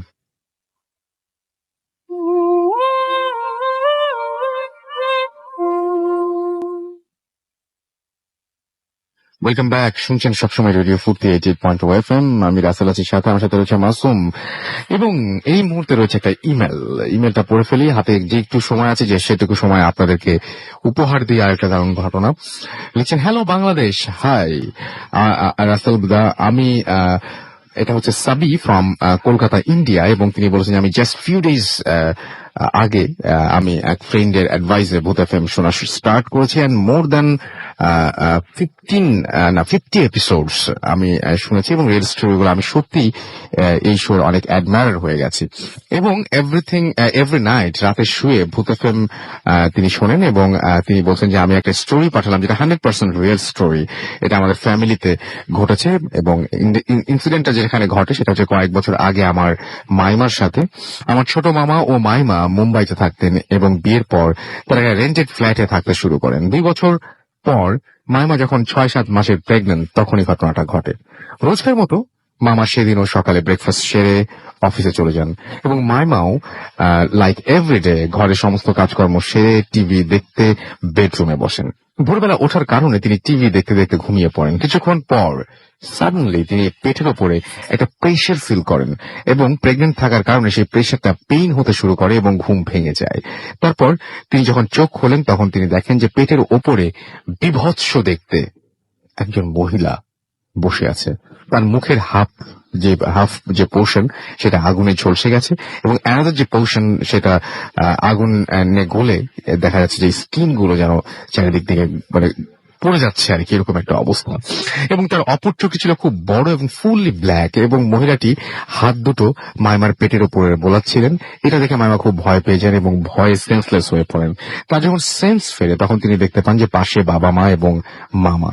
কি হয়েছে জানতে চাইলে মামা বলেন যে ফ্ল্যাটের মেইন ডোরটা অনেকক্ষণ ধরে ওপেন ছিল, এবং সেটা দেখে পাশের ফ্ল্যাটের আন্টি তার ডাউট হয়, এবং তিনি ঘরে ঢোকেন এবং দেখেন যে মাইমা বেডের পাশে ফ্লোরের উপরে পড়ে আছে। এবং তারপর তিনি মাইমাকে বেডের উপরে তোলেন এবং মামাকে অফিসে ইনফর্ম করেন।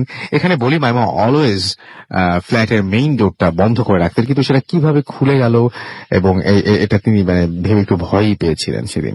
পরে তিনি ভাবেন হয়তো সকালে মামা অফিস যাওয়ার সময় তিনি ডোর লক করতে ভুলে গিয়েছিলেন, বা ডোরটা হয়তো সামহাউ মানে হাওয়াতে খুলে গিয়েছিল বা কিছু একটা হয়েছিল আর কি, এবং তিনি সেটাকে মানে অতটা মানে কি বলবো একটু লাইটলি নেন।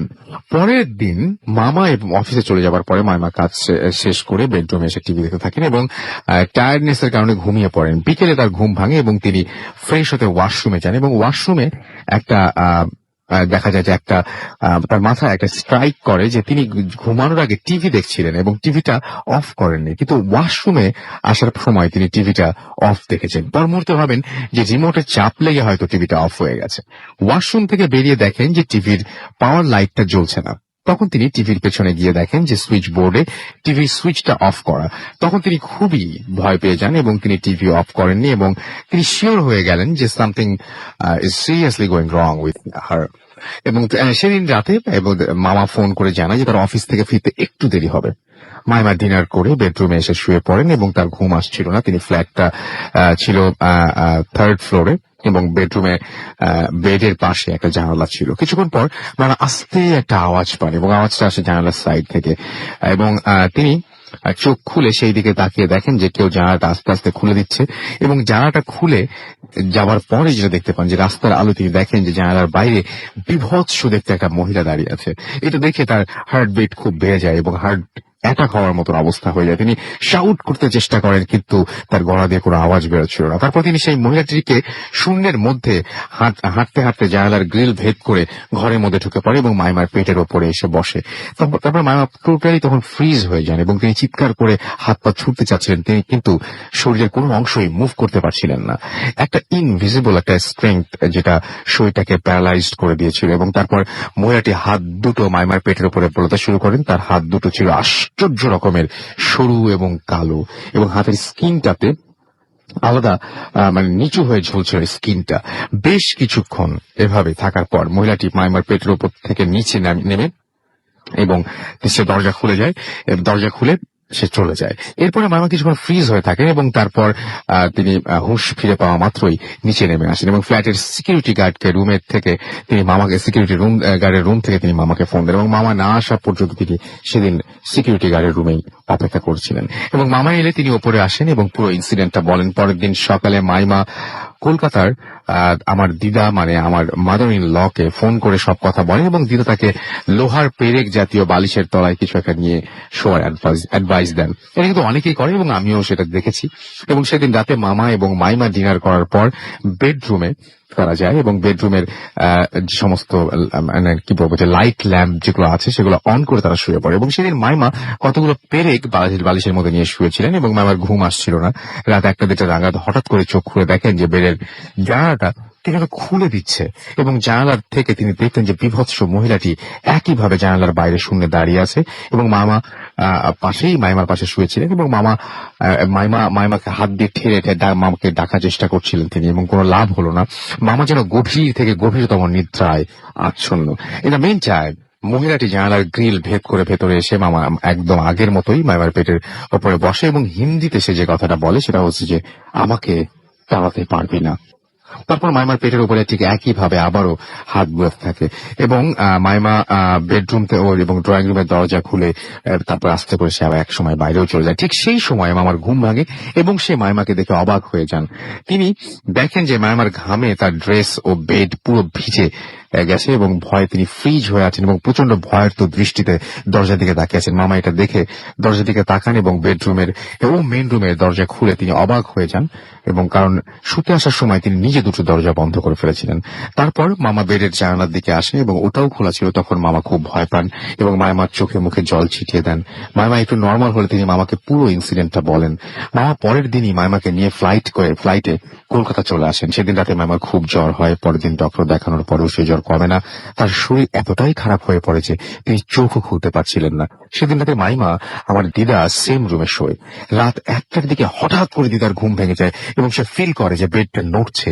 তিনি তাড়াতাড়ি লাইট অন করেন এবং দেখেন যে মাইমার চোখ বন্ধ এবং তিনি হাত দুটো দিয়ে পেটটা ধরে বসে আছেন এবং জোরে জোরে আগে পিছে নাড়ছেন। দিদা মাইমাকে নাম ধরে ডাকেন কিন্তু কোন রেসপন্স না পেয়ে মাইমাকে ডাকার জন্য তিনি মাইমার হাতটা ধরেন এবং তারপরে মনে হয় তিনি যেন জ্বলন্ত হাড়ির গায়ে হাত দিয়েছেন এবং তিনি হাত সরিয়ে নিতে বাধ্য হন। ঠিক সেই সময় দিদা রুমে ইনভিজিবল কিছু একটা প্রেজেন্স একটা অনুভব করেন এবং দিদা তখন খুব ভয় পেয়ে যান এবং রুমের চারিদিকে দেখতে থাকেন। কিছুক্ষণ পরে দিদার চোখ চলে যায় মাইমার দিকে। তিনি খুবই আচ্ছা ভাবে দেখেন যে একটা বিভৎস ভয়ানক দেখতে মহিলা মাইমার পেটের উপরে বসে আছে এবং তার দুটো হাত দিয়ে ঠিক একইভাবে সেই পেটটাকে চাপছে। এটা তিনি নিজে মানে দেখে দাঁড়াতে পারেন এবং ফ্লোরে পড়ে যান এবং চিৎকার করে মামাকে ডাকতে শুরু করেন। পাশের রুমে মামা ও দাদু শুয়েছিল। চিৎকার শুনে তারা রুমে ছুটে আসেন এবং দেখেন যে দিদা ফ্লোরে পড়ে আছে এবং মাইমা আগের মতোই ব্রেডের উপরে পড়ে আছে এবং নিজে নিজে মানে ওরকম আগু পিছু একটা অবস্থা। এবং তারা মহিলাটিকে দেখতে পান না যদিও। এবং দাদু তাড়াতাড়ি করে তাড়াতাড়ি করে ঠাকুর ঘরে গিয়ে ঠাকুর ঘর থেকে মায়মার কাছে নিয়ে এসে সেখানকার সেই পূজার ফুল তিনি ছুঁয়ে দেন এবং কিছুক্ষণ পরে মায়মার চোখ খুলে যায় এবং তার চোখ দুটো টকটকে লাল ছিল।